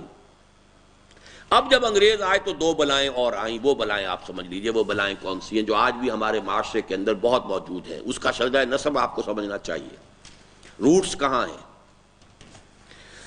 ہندوستان میں انگریز کے باقاعدہ عسکری تسلط کا آغاز تو 1757 میں جنگ پلاسی کے نتیجے میں گویا شاہ ولی اللہ دہلوی کی زندگی ہی میں ان کی وفات سے 6 سال قبل ہو گیا تھا۔ اب انڈیا کا نقشہ پھر وہ ذہن میں رکھیے کہ یہ ہندوستان میں جو انگریز آیا ہے وہ بالکل برعکس راستے سے آیا۔ مٹانا بھائی اس کو۔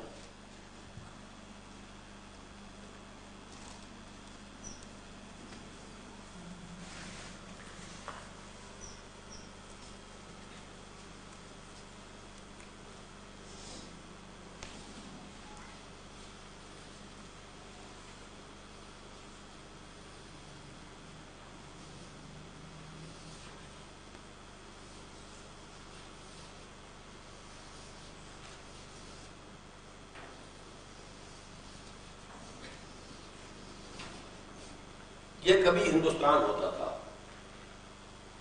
کشمیر، یہ پاکستان، یہ جنوبی پاکستان، یہ شمالی پاکستان۔ یہاں پر عرب تاجروں کے ذریعے سے اسلام آیا، وہ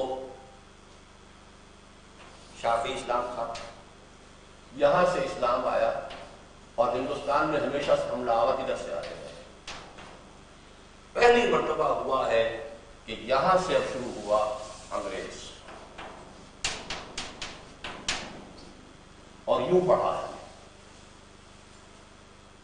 اور لاسٹ آف آل آیا ہے یہ پنجاب اور سرحد میں۔ یہ بالکل برعکس۔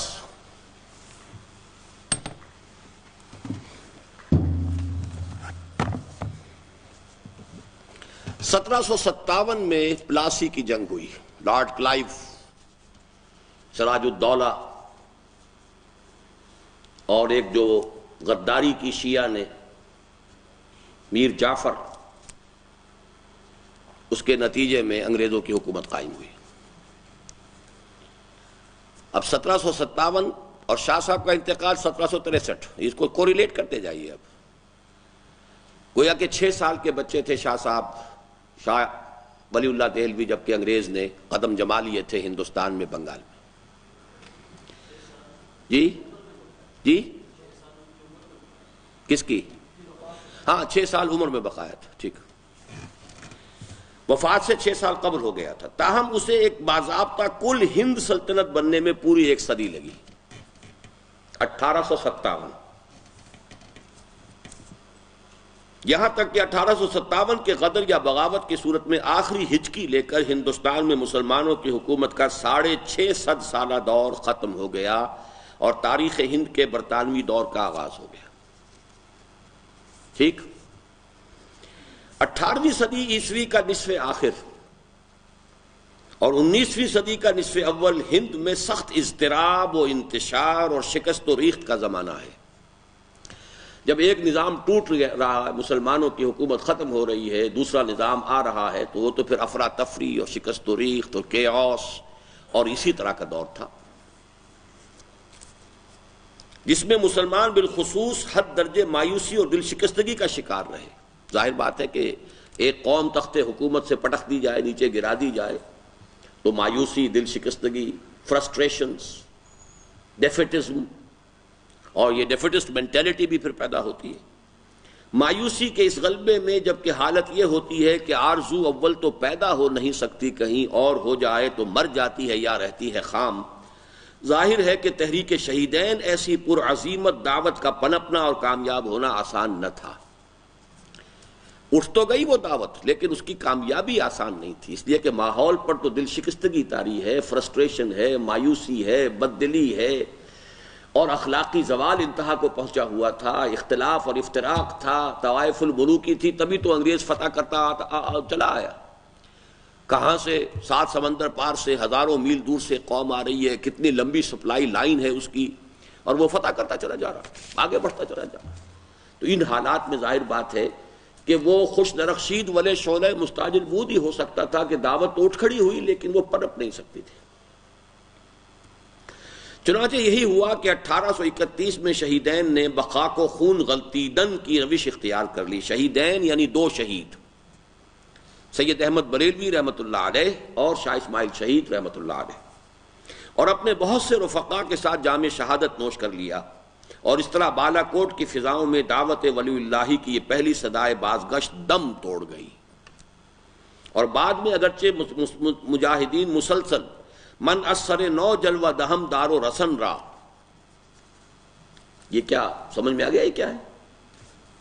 فارسی نہیں آتی بالکل؟ آپ لوگوں کو پڑھائی نہیں فارسی کچھ بھی نہیں؟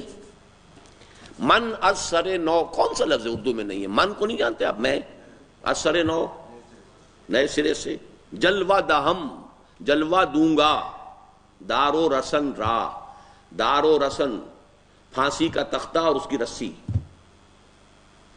پھانسی پر چڑھ جانا، جیسے کہ انا الحق کہہ کر کبھی جو منصور تھا وہ پھانسی چڑھ گیا تھا، ایسے ہی من اثر نو جلوہ دہم دار و رسن را پر عمل پیرا رہے۔ اور ان کی مسائی اس لیے کہ اس کے بعد جو ہے یہ کالا پانی اور مولانا جعفر تھانیسری اور ان کی جو تحریکیں چلیں اور ان کو پکڑ پکڑ کر اور انگریزوں نے جو ہے وہ انڈمان جزائر کالا پانی کے اندر پھینکا، بہت سے مسلمانوں کو جو بہار کے تھے خاص طور پر بہت پرجوش تھے، انہیں جہازوں میں بھر بھر کر لے جا کر جو ہے وہ ویسٹ انڈیز اصل میں جو وہاں پر جو اب بھی مسلمان ملتے ہیں وہ سب کے سب بہاری ہیں، یہاں سے لا کے وہاں پہ پھینک دیا جزیروں کے اندر ان کو۔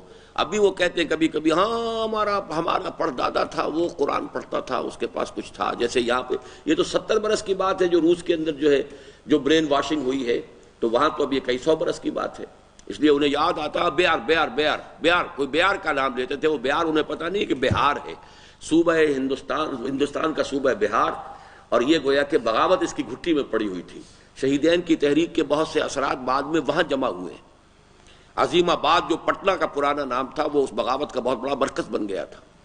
تو بہرحال یہ باتیں اب میں اور کیا کیا پڑھاؤں گا آپ کو، میں سمجھ میں تو نہیں آ رہا ہے کہ ساری چیزیں آپ سمجھیں گے نہیں تو پتہ کیا ہوگا کہ اس ہندوستان کی تاریخ کیا ہے، پیچھے ہے کیا، ہم کن روایات کے امین ہیں، ہمارے پیچھے کتنی درخشاں روایات ہے۔ کبھی یہ نوجوان مسلم تدبر بھی کیا تو نے، وہ کیا گردوں تھا تو جس کا ایک ٹوٹا ہوا تارا۔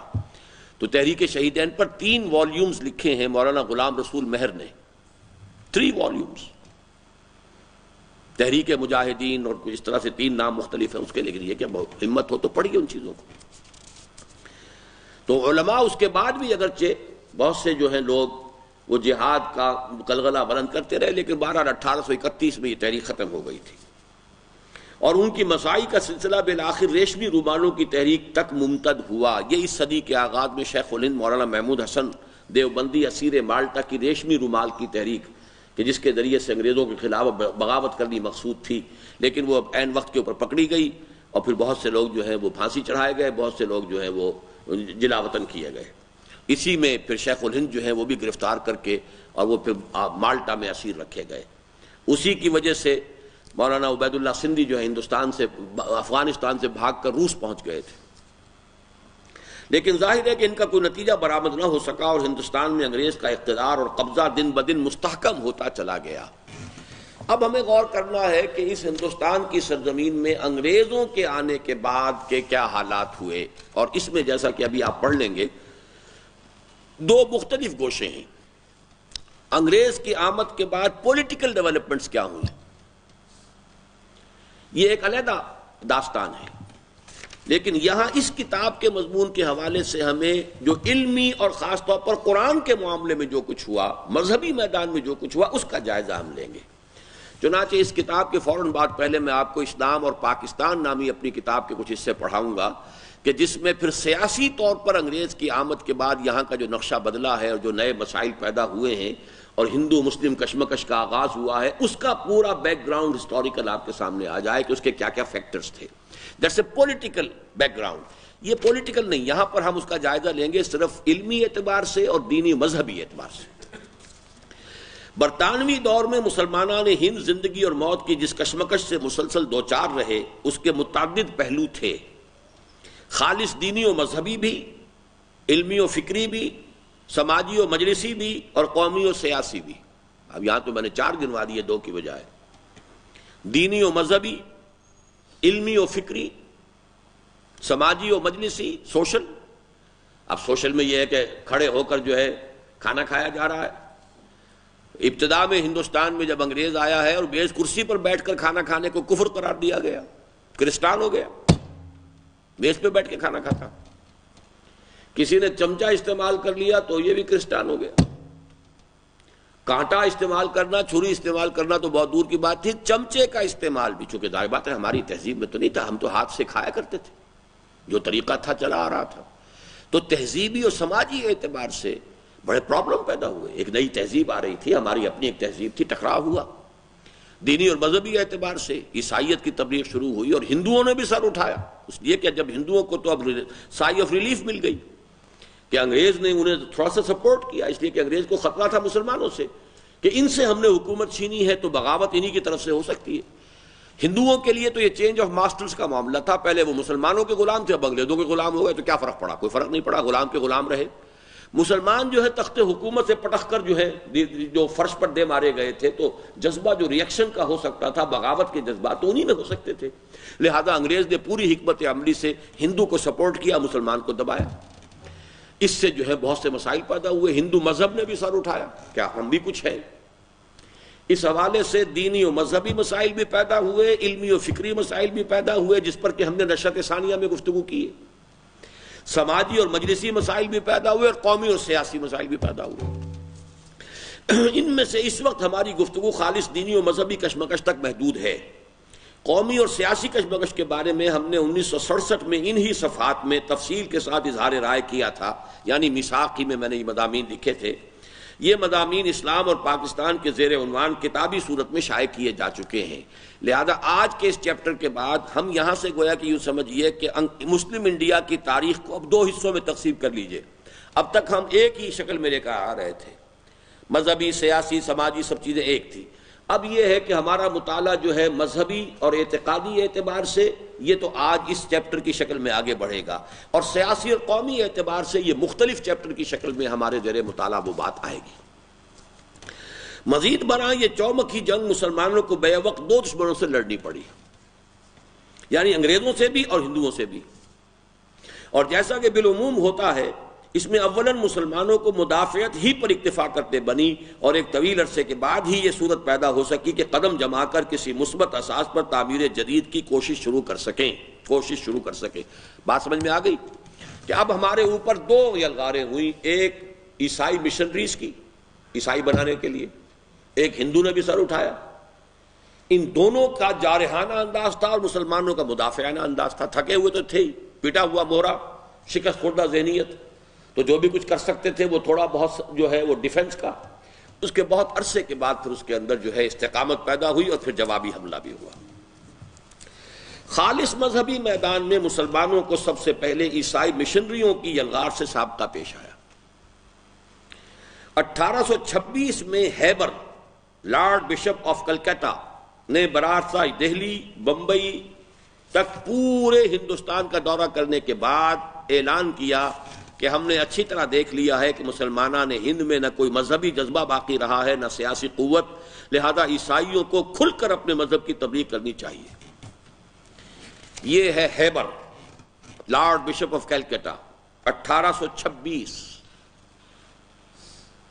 اس نے سفر کیا کلکتے سے دلی، دلی سے بامبے، گویا کہ تقریباً پورا ہندوستان دیکھ لیا۔ اس کے بعد اس نے ڈکلیئر کیا کہ ہم نے خوب جائزہ لے لیا، مسلمانوں میں جان نہیں ہے، لہذا اب عیسائی مشنریز کو کھل کر پوری قوت کے ساتھ اپنی تبلیغ کرنی چاہیے، لہذا عیسائیوں کو کھل کر اپنے مذہب کی تبلیغ کرنی چاہیے۔ چنانچہ عیسائی پادری چاروں طرف سے ٹوٹ پڑے اور نوبت بہیجا رسید کہ جامع مسجد دہلی کی سیڑھیوں پر بھی عیسائیت کی تبلیغ ہونے لگی۔ تب وہی سنت الہی ظاہر ہوئی کہ خون اسرائیل آ جاتا ہے آخر جوش میں، توڑ دیتا ہے کوئی موسیٰ طلسم سامری، اور یہ سعادت اسی خطے کے حصے میں آئی جس میں علم و حکمت ولی اللہ کے چشمے بہہ رہے تھے کہ ضلع مظفر نگر کے قصبہ کیرانہ سے مولانا رحمت اللہ نامی شخصیت ابری، جس نے پادری فینڈر کی کتاب میزان الحق کا دندان شکن اور مسکت جواب اظہار الحق کے نام سے تحریر کیا۔ نتیجتاً پادری صاحب موصوف کو ہندوستان سے دم دبا کر بھاگتے ہی بنی۔ یہ پادری فینڈر جرمن تھا، یہ آیا ہے اور اس نے سفر کیا ہے کلکتے سے لے کر دلی تک، اور ہر بڑے شہر میں مسلمانوں سے مناظرہ کیا، علماء سے، اور ہر جگہ شکست دی، تاں کہ دہلی کی جامع مسجد کی سیڑھیوں پر کھڑے ہو کر اس نے اعلان کیا، میں پورے ہندوستان کے تمام مسلمان علماء کو اوپن چیلنج تھرو کر رہا ہوں، آئیں اور مجھ سے مناظرہ کر لیں۔ عیسائیت اصل مذہب ہے، اسلام جھوٹا مذہب ہے، محمد جھوٹے ہیں، نبی نہیں تھے صلی اللہ علیہ وسلم، معاذ اللہ۔ یہ نوبت پہنچ گئی تھی اور دلی تک تو کوئی شکست نہیں دے سکا اسے۔ اب اگر اسی نقشے میں آپ کو کچھ بتا دوں، دیکھیے یہ ایک عجیب جگہ ہے، جھیل مان سرور، یہیں سے دریائے سندھ نکلتا ہے اور یوں ہو کر یہاں آتا ہے، یہیں سے دریائے ستلج نکلتا ہے جو آ کے یہاں ملتا ہے، یہیں سے دریائے گنگا اور یہیں سے دریائے جمنا ہے، یہ دونوں مل کر پھر یہاں آ کے گرتے ہیں، یہیں سے برہم پتر ہے۔ All the big rivers of India taking origin from this جھیل مان سروور۔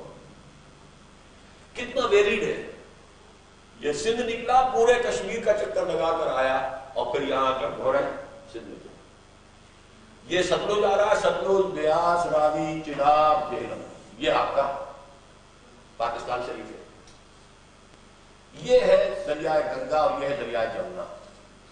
اس کے درمیان جو علاقہ ہے اس کو دوآبا کہتے ہیں، دوآبا یہ یو پی کا دوآبا ہے،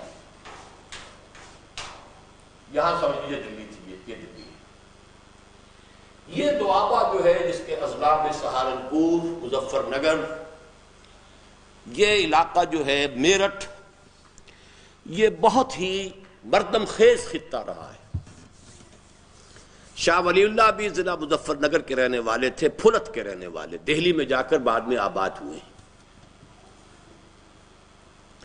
رحمت اللہ کیرانوی، کیرانہ ایک قصبہ بھی ضلع مظفر نگر کا ہے، اسی کے یہ شہر مولانا تھے، مولانا رحمت اللہ کیرانوی، اور انہوں نے پھر پادری فینڈر کو شکست دی۔ اور نوٹ کر لیجئے کہ اسی ضلع مظفر نگر کی میری بھی مٹی جو ہے وہیں کی ہے، اس لیے کہ میرے پردادا حافظ نور اللہ ضلع مظفر نگر کے ایک گاؤں حسین پور کے رئیس تھے۔ 1857 کے غدر میں، یا جو آزادی، جنگ آزادی کہلاتی ہے، ان کی ساری جائیداد ضبط ہو گئی تھی، تو انہوں نے پھر دریائے جمنا کو کراس کر کے ضلع حصار میں آ کر ملازمت شروع کی، اور ضلع حصار سے 90 برس کے بعد ہم یہاں آ گئے لاہور میں۔ 90 برس تک ہم یہ ہریانہ کے علاقے میں رہے ہیں کہ جو اب علیحدہ صوبہ بن چکا ہے، اس وقت وہ پنجاب ہی کا حصہ تھا۔ تو یہ ضلع مظفر نگر ہی سے شاہ ولی اللہ ہے، ضلع مظفر نگر ہی میں وہ، بلکہ اسی علاقے میں سہارنپور میں تھانہ بھون ہے جہاں کے مولانا تھانوی ہیں۔ یہ پورا علاقہ جو ہے اس اعتبار سے بہت مردم خیز رہا ہے، اور یہ سعادت اسی خطے کے حصے میں آئی جس میں علم و حکمت ولی اللہ کے چشمے بہہ رہے تھے کہ ضلع مظفر نگر کے قصبہ کیرانہ سے مولانا رحمت اللہ نامی شخصیت ابری، جس نے پادری فینڈر کو کتابوں کی کتاب میزان الحق کا دندان شکن اور مسکت جواب اظہار الحق کے نام سے تحریر کیا، نتیجتاً پادری صاحب موصوف کو ہندوستان سے دب دبا کر بھاگتے ہی بنی۔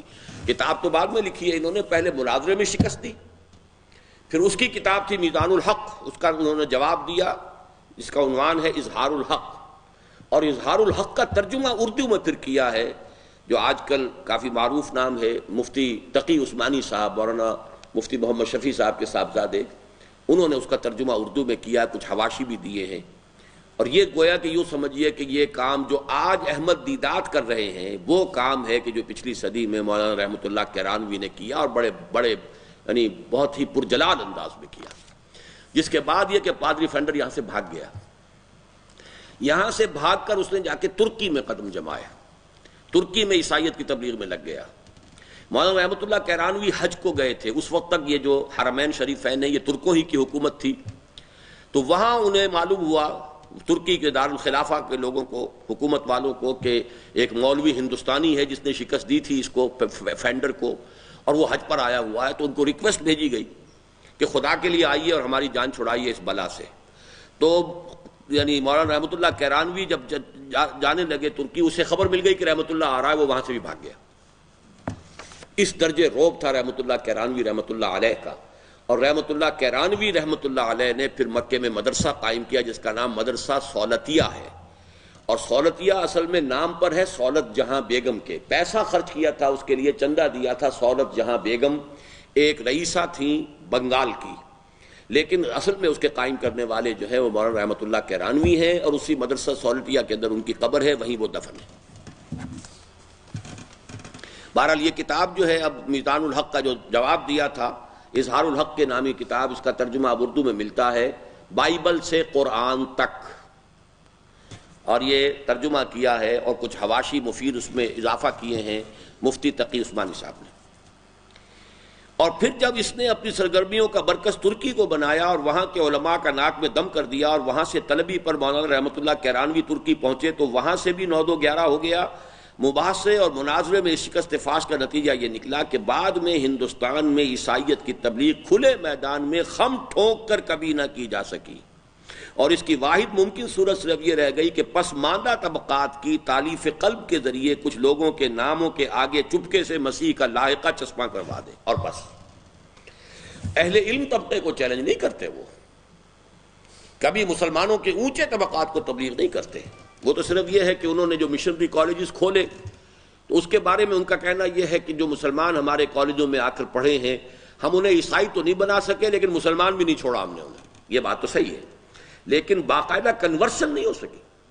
کنورشن تو یہی ہے، چوڑے ہیں، چمار ہیں، مسلی ہیں، بیچارے بہت ہی پسماندہ ہیں، دبے ہوئے ہیں، پسے ہوئے ہیں، اب انہیں دودھ کے کچھ ڈبے دے دیے، کوئی بسکٹ پہنچا دیے، کچھ گھی کے ڈبے دے دیے، کوئی مدرسہ کہیں کھول دیا، ان کے بچے پڑھ گئے، وہی جو ہیں کہ جو شاید جھاڑو ان کے ہاتھ میں ہوتی اور گھروں کے اندر وہ جو ہے وہ صاف کر رہی ہوتی، وہ اب بن گئی نرسیں بن گئیں، تو اب وہ ظاہر بات ہے کہ ان کو تو ایک جو اپلفٹ ملی ہے۔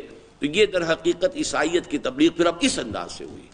وہ جو انداز تھا کہ علماء سے خم ٹھونک کر مقابلہ کریں اور مناظرہ کریں، وہ تو اس کے بعد اس رحمۃ اللہ کیرانوی رحمۃ اللہ علیہ کے طفیل سمجھیے کہ اس کے بعد پورے ہندوستان میں کبھی بھی، حالانکہ حکومت ان کی تھی، پھر انہیں اس قسم کی ضرورت نہیں ہوئی۔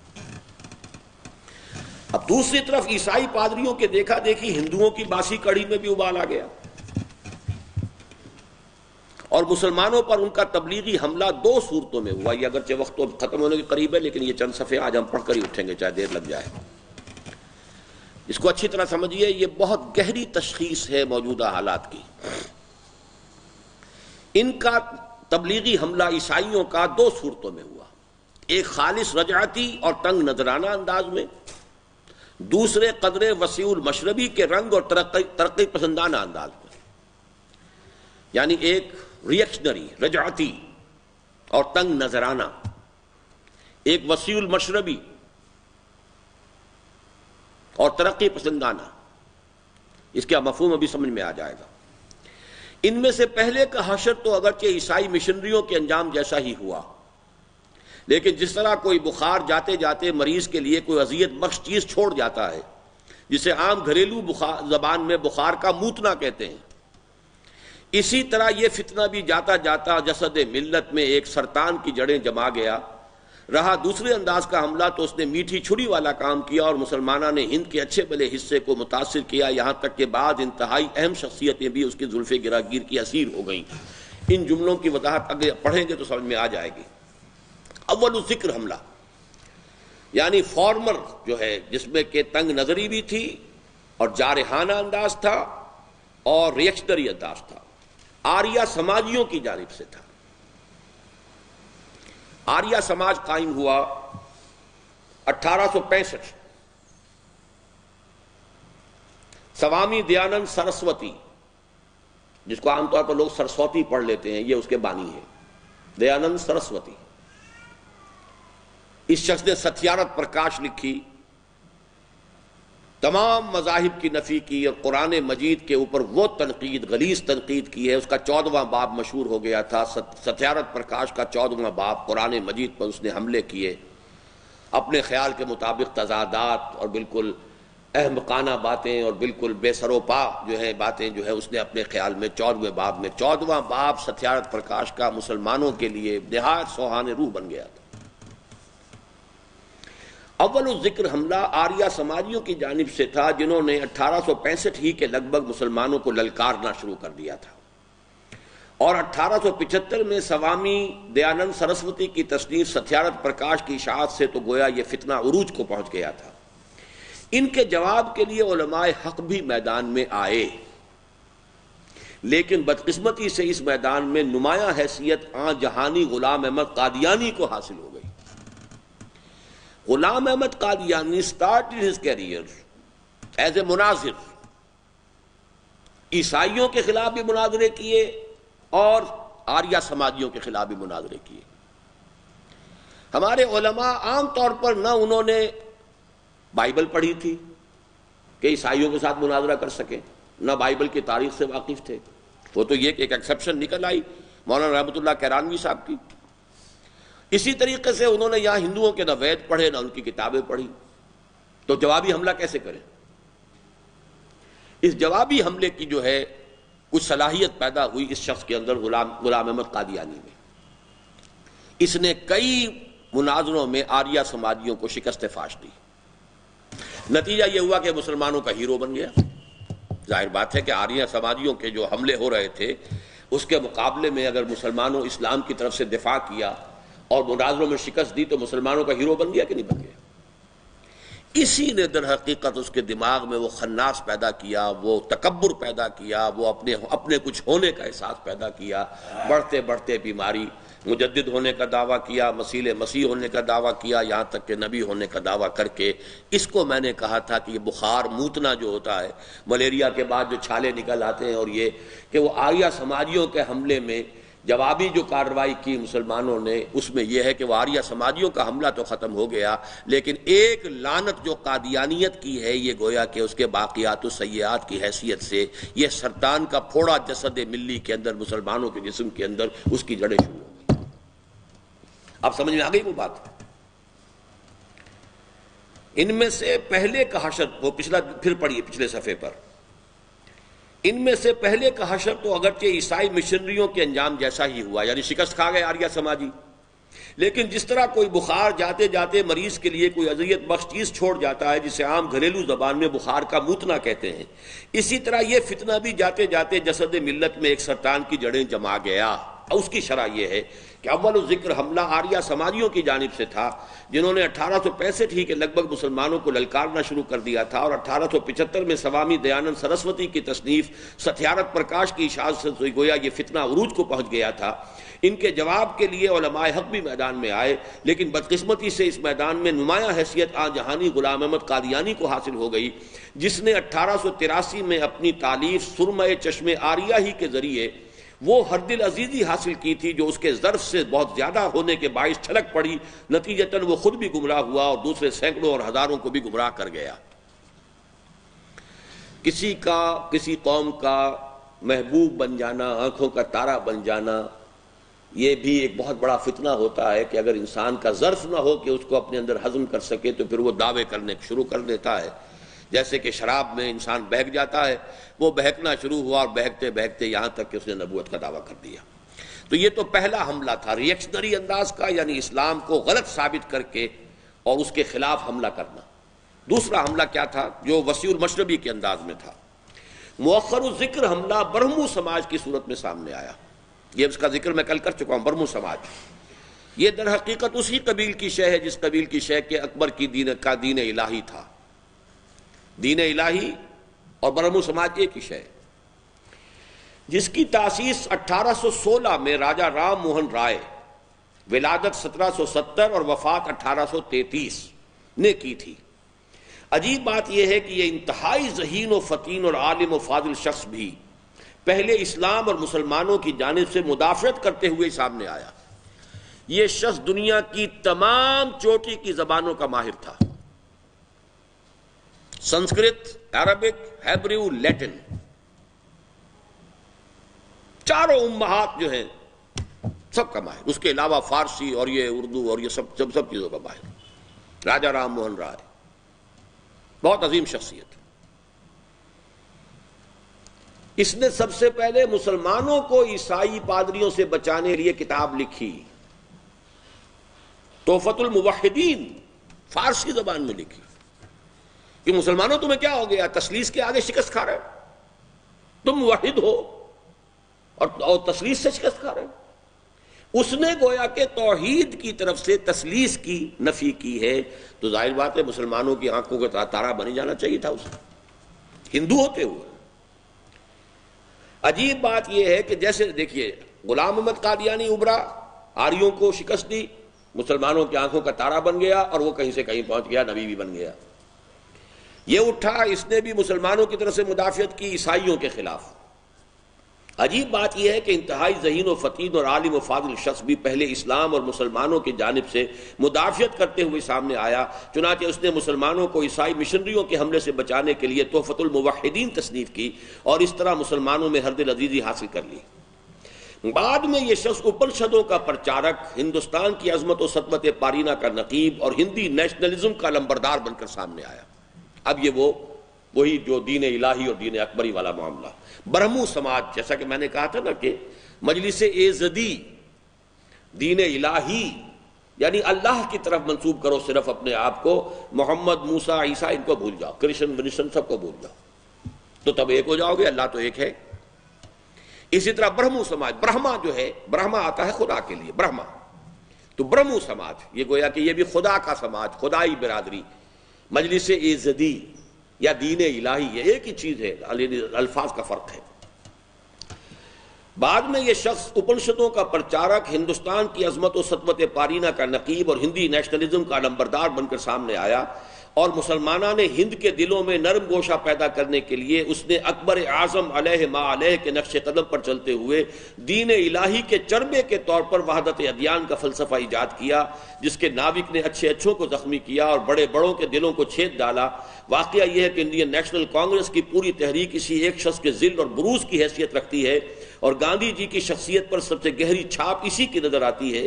عجیب مماثلت ہے کہ جس طرح راجہ جی نے اسلام اور مسلمانوں کی مدافعت میں تحفۃ الموحدین تعریف کی، اسی طرح گاندھی جی نے مسلمانوں کی تالیف قلب کے لیے تحریک خلافت میں شمولیت اختیار کی اور وحدت ادیان کے فلسفے کو اتنا اچھالا کہ مولانا ابوالکلام آزاد مرحوم جیسی عظیم اور نابغہ شخصیت بھی اس کی زلف گراگیر کی اسیر ہو گئی۔ ناوک نے تیرے سید نہ چھوڑا زمانے میں، وحدت ادیان کا فلسفہ، اور یہ کہ چھوڑو کیا فرق پڑتا ہے۔ وہ پرارتھنا ہو رہی ہے گاندھی جی کی، اس میں قرآن بھی پڑھا جا رہا ہے، گیتا کے اشلوک بھی ہیں، گرنتھ صاحب بھی ہیں، اپنشد بھی ہیں، انجیل سے بھی کچھ پڑھ لیا ہے، سب ایک ہیں، سب کو ایک سمجھو، ہم ایک قوم ہیں، ہندوستانی قوم ہے، ہندی نیشنلزم، انڈین نیشنلزم۔ تو ذہن میں رکھیے اکبر، اور اکبر کے ساتھ ابوالفضل اور فیضی، یہاں گاندھی اور گاندھی کے پیچھے راجہ رام موہن رائے کی شخصیت، اور مسلمانوں میں سے پھر ابوالکلام آزاد، ایک جینیس۔ یہ شخصیتوں کا پس منظر کیا ہے، نظریات کے ابھرنے کی اصل سبب کیا ہے، کیوں کسی کو ہر دل عزیز حاصل ہوئی، کیسے ابھرا؟ مسلمانان ہند کی مثبت احیائی مساعی کا آغاز دراصل 20ویں صدی کی ابتدا سے ہوا۔ یہ مساعی قومی و ملی سطح پر اور خالص سیاسی میدان میں بھی ہوئیں اور علمی و فکری سطح پر بھی۔ ہم مختلف مواقع پر اس احیائی عمل کے مختلف پہلوؤں پر اظہار رائے کر چکے ہیں، چنانچہ نشرت ثانیہ میں بھی آ چکی ہے بات۔ آج ہمیں اس ہمہ جہتی عمل کے اس پہلو پر روشنی ڈالنی ہے جو ہمارے نزدیک خالص تجدید و احیاء دین اور ٹھیٹ اسلام کی نشرت ثانیہ کے اعتبار سے اہم ترین ہے، اور وہ یہ کہ بحمد اللہ نگاہوں کا ارتکاز رفتہ رفتہ قرآن مجید پر ہوتا جا رہا ہے، اور امت مسلمہ جو کلام اللہ سے بالکل بیگانہ ہو گئی تھی دوبارہ اس کی طرف متوجہ ہو رہی ہے۔ اس عمل کا آغاز جیسا کہ عرض کیا جا چکا ہے 18ویں صدی میں شاہ ولی اللہ دہلوی نے قرآن مجید کے فارسی ترجمے اور الفوظ الکبیر فی اصول التفسیر کی تالیف سے کیا۔ 19ویں صدی کے آغاز میں ان کے دو صاحبزادوں شاہ رفیع الدین اور شاہ عبد القادر کے علی ترتیب لفظی با محاورہ ترجمے اردو ترجمے شائع ہوئے۔ شاہ رفیع الدین صاحب کا 1805 میں اور شاہ عبد القادر صاحب کا 1810 میں۔ 19ویں صدی کا اکثر حصہ اگرچہ سیاسی کی شکست و ریخت اور عیسائیوں اور آریہ سماجیوں کے ساتھ مباحثوں اور مناظروں میں بیت گیا، تاہم اس کے اواخر ہی میں رجوع الی القرآن کا وہ عمل پھر شروع ہو گیا جو 20ویں صدی کے اوائل میں پوری شدت کو پہنچا۔ یعنی پچھلی صدی کا وسط جو تھا اس میں دو تحریکیں عسکری نمایاں ہوئی ہیں، ایک 1831 کی تحریک شہیدین اور ایک 1857 کی غدر، بغاوت، انگریز کے خلاف بغاوت۔ لیکن اس کے علاوہ جو ہے وہ جو علمی اور فکری کام جو شروع ہوا تھا شاہ ولی اللہ نے شروع کیا، ان کے بیٹوں نے آگے بڑھایا، درمیان میں 50 برس کا آپ کو گیپ نظر آئے گا۔ اس میں یہ تحریک مجاہدین، تحریک شہیدین، اور اس کے بعد یہ کہ یہ آزادی ہند کے لیے بغاوت۔ اس کے بعد پھر جب انگریز پوری طرح سیٹل ہو گیا اور معلوم ہوا کہ اب یہ تو گدی پر بیٹھ گیا ہے اور پکا ہے، اور جب کسی انگریز نے یہ بھی کہا تھا will you be governed by sword اور بائی پین، اب اس نے تلوار کی بجائے قلم سے حکومت شروع کی، قانون کی حکومت، تہذیب کے اندر تمدن میں نظام تعلیم کو بدلا، عربی کو ختم کیا، فارسی کا گلا گھونٹا، انگریزی زبان کو رائج کیا، جس کا نتیجہ آج یہ ہے کہ ہمارے بہترین دماغ جو ہیں وہ عربی کا ایک لفظ نہیں جانتے، فارسی کا ایک لفظ نہیں جانتے، انگریزی ایسی جانتے ہیں کہ انگریزوں کو پڑھا دیں۔ یہ سارا تقریباً 100-125 برس میں 150 برس کے اندر کتنی تبدیلی آئی ہے اس کا اندازہ کر لیجئے۔ لیکن رجوع الی القرآن چونکہ اس کتاب کا موضوع ہے، اس کے حوالے سے سمجھ لیجئے کہ وہ کام جو شاہ ولی اللہ سے شروع ہوا، پھر پچھلی صدی کے آغاز تک چلا، درمیان میں وقفہ آیا، پھر جو ہے پچھلی صدی کے آخری حصے میں آ کر دوبارہ شروع ہوا، لیکن پوری شدت کو پہنچا ہے اس صدی کے آغاز میں، 20ویں صدی کے آغاز میں۔ رجوع الی القرآن کے اس عمل کا جائزہ لیتے ہوئے یہ عمل پیش نظر رہنا ضروری ہے کہ آغاز کار میں اس میں ان گروہوں نے بھی حصہ لیا جو بعد میں انتہائی غلط راہوں پر چل نکلے اور ضلوا و اضلوا کا مصداق کامل بن گئے، خود بھی گمراہ ہوئے، دوسروں کو بھی گمراہ کیا۔ مثلا خود غلام احمد قادیانی، اس نے بھی قرآن کی طرف بہت توجہ دلائی۔ قمر ہے چاند اوروں کا، ہمارا چاند قرآن ہے، یہ مصرع غلام احمد قادیانی کا ہے۔ قمر ہے چاند اوروں کا، ہمارا چاند قرآن ہے۔ اور اے بے خبر بخدمت قرآن کمر بے بند زاں پیشتر کہ بانگ برایت فلاں نہ ماند، اے بے خبر قرآن مجید کی خدمت کے لیے کمر کس لے، اس سے پہلے کہ یہ آوازہ بلند ہو کہ فلاں شخص ختم ہو گیا، تیری موت ہی واقع ہو جائے، پھر کیا کرے گا۔ یہ نعرے لگائے ہیں اس نے غلام احمد قادیانی نے، لیکن یہ کہ بدبخت انسان خود بھی گمراہ ہوا، دوسروں کو بھی گمراہ کر گیا۔ اسی طرح منکرین سنت، منکرین حدیث، انہوں نے بھی قرآن کی طرف متوجہ کیا، لیکن اس کا نیگیٹو ایسپیکٹ یہ کہ حدیث سے اور سنت سے اور علماء جو ہیں اور اسلاف کے ساتھ کاٹ دیا۔ تو یہ دونوں گروہ جو ہیں نہایت گمراہ ہیں، نہایت یہ سمجھیے کہ گمراہ کن ہیں، لیکن انہوں نے بھی شروع میں قرآن کی طرف متوجہ کرنے کا کام کیا ہے۔ اس لیے یہ جو ایک جملہ ہے یہ بہت اہم ہے، اس کو اچھی طرح نوٹ کر لیجئے۔ رجوع الی القرآن کے اس عمل کا جائزہ لیتے ہوئے یہ امر پیش نظر رہنا ضروری ہے کہ آغاز کار میں اس میں ان گروہوں نے بھی حصہ لیا جو بعد میں انتہائی غلط راہوں پر چل نکلے اور ضلوا و اضلوا کا مصداق کامل بن گئے۔ ان میں وہ بھی ہیں جو ضلوا ضلالا بعیدا کی اس حد کو پہنچ گئے کہ امت کو مجبوراً ان کا تعلق اپنے سے منقطع کرنا پڑا، جیسے قادیانی، اور وہ بھی جن کی یا تو گمراہی اس درجے کی نہ تھی یا اہمیت اتنی نہ تھی کہ یہ انتہائی قدم اٹھایا جاتا، جیسے چکڑالوی اور پرویزی۔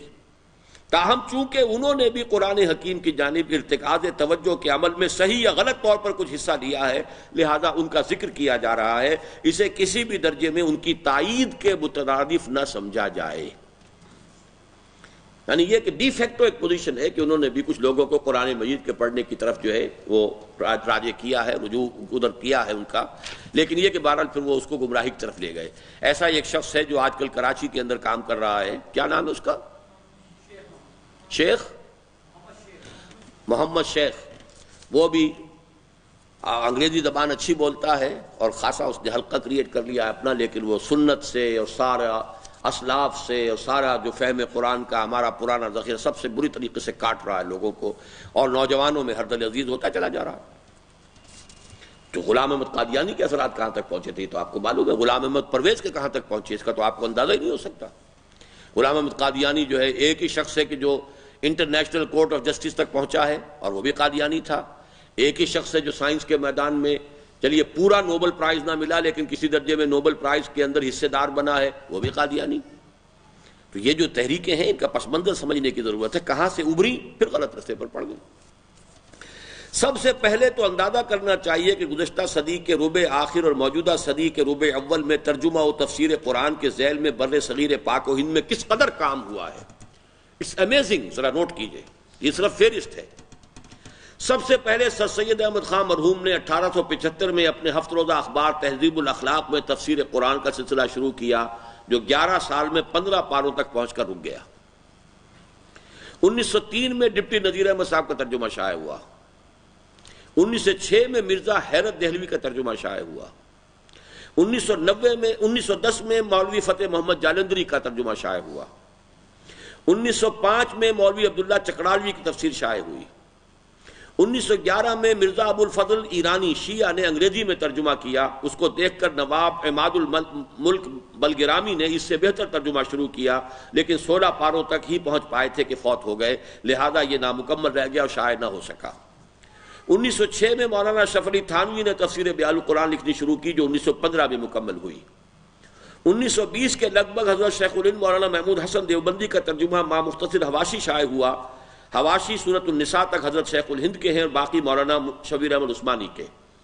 1917 میں محمد علی لاہوری کا انگریزی ترجمہ قرآن ما مختصر حواشی شائع ہوا اور اسے اس قدر شہرت حاصل ہوئی کہ 1920 تک کل 3 برس میں اس کے 30,000 نسخے فروخت ہو گئے۔ English translation. مولوی محمد علی لاہوری جو قادیانی تھا لیکن پھر یہ کہ قادیانیوں سے علیحدہ ہو کر اس نے لاہوری سیکٹ قائم کیا۔ یہ مرزا غلام احمد قادیانی کا پہلا جو خلیفہ تھا نور الدین حکیم نور الدین، وہ تو متفق علیہ تھا۔ دوسرا خلیفہ جو منتخب کیا گیا وہ یہ تھا مولوی محمد علی لاہوری، لیکن غلام احمد قادیانی کے بیٹے بشیر الدین محمود احمد نے خلاف بغاوت کر دی، اور چونکہ وہ بیٹا تھا اس کو باپ کے ساتھ نسبت زیادہ تھی، لہذا قادیانیوں کی مین باڈی نے اس کا ساتھ دیا تو وہ تو ہو گیا قادیانی۔ یہ پھر وہاں سے منتقل ہو کر لاہور آ گئے، یہاں انہوں نے اپنی لاہوری جماعت شروع کی تو یہ لاہوری فرقہ شروع ہو گیا، یہ قادیانیت کے 2 حصے بن گئے۔ پھر وہ قادیانی منتقل ہو کر ربوہ میں پہنچ گئے۔ اب ہمارے ہاں ربوائی قادیانی ہے اور لاہوری قادیانی ہے، تو یہ ہے گویا کہ ان کی تاریخ۔ ان میں یہ ہے مولوی محمد علی لاہوری جو لاہوری جماعت کا بانی ہے، اور ویسے یہ کہ غلام احمد قادیانی کا یہ خلیفہ نمبر 2 منتخب ہوا تھا لیکن اس کے خلاف بغاوت کی غلام احمد قادیانی کے بیٹے بشیر الدین محمود احمد نے، نتیجتاً اسے اس جماعت سے نکل کر اپنی جماعت علیحدہ بنانی پڑی۔ لیکن اندازہ کیجئے کہ اس کے 30,000 نسخے 3 سال میں فروخت ہوئے۔ 1922 میں مولوی محمد علی لاہوری کی اردو تفسیر شائع ہوئی اور اس کا نام بھی بیان القرآن ہے۔ ظاہر ہے کہ یہ فہرست کسی طرح بھی مکمل نہیں کہلا سکتی، تاہم اس سے بخوبی اندازہ ہو جاتا ہے کہ قرآن مجید کے ساتھ اعتناء و التفات کا ایک سلسلہ گزشتہ صدی کے اواخر سے شروع ہو گیا تھا اور اس صدی کے ربع اول کے ختم ہونے تک خاصی دلچسپی مسلمانان ہند کو قرآن حکیم اور اس کے علوم و معارف کے ساتھ پیدا ہو چکی تھی۔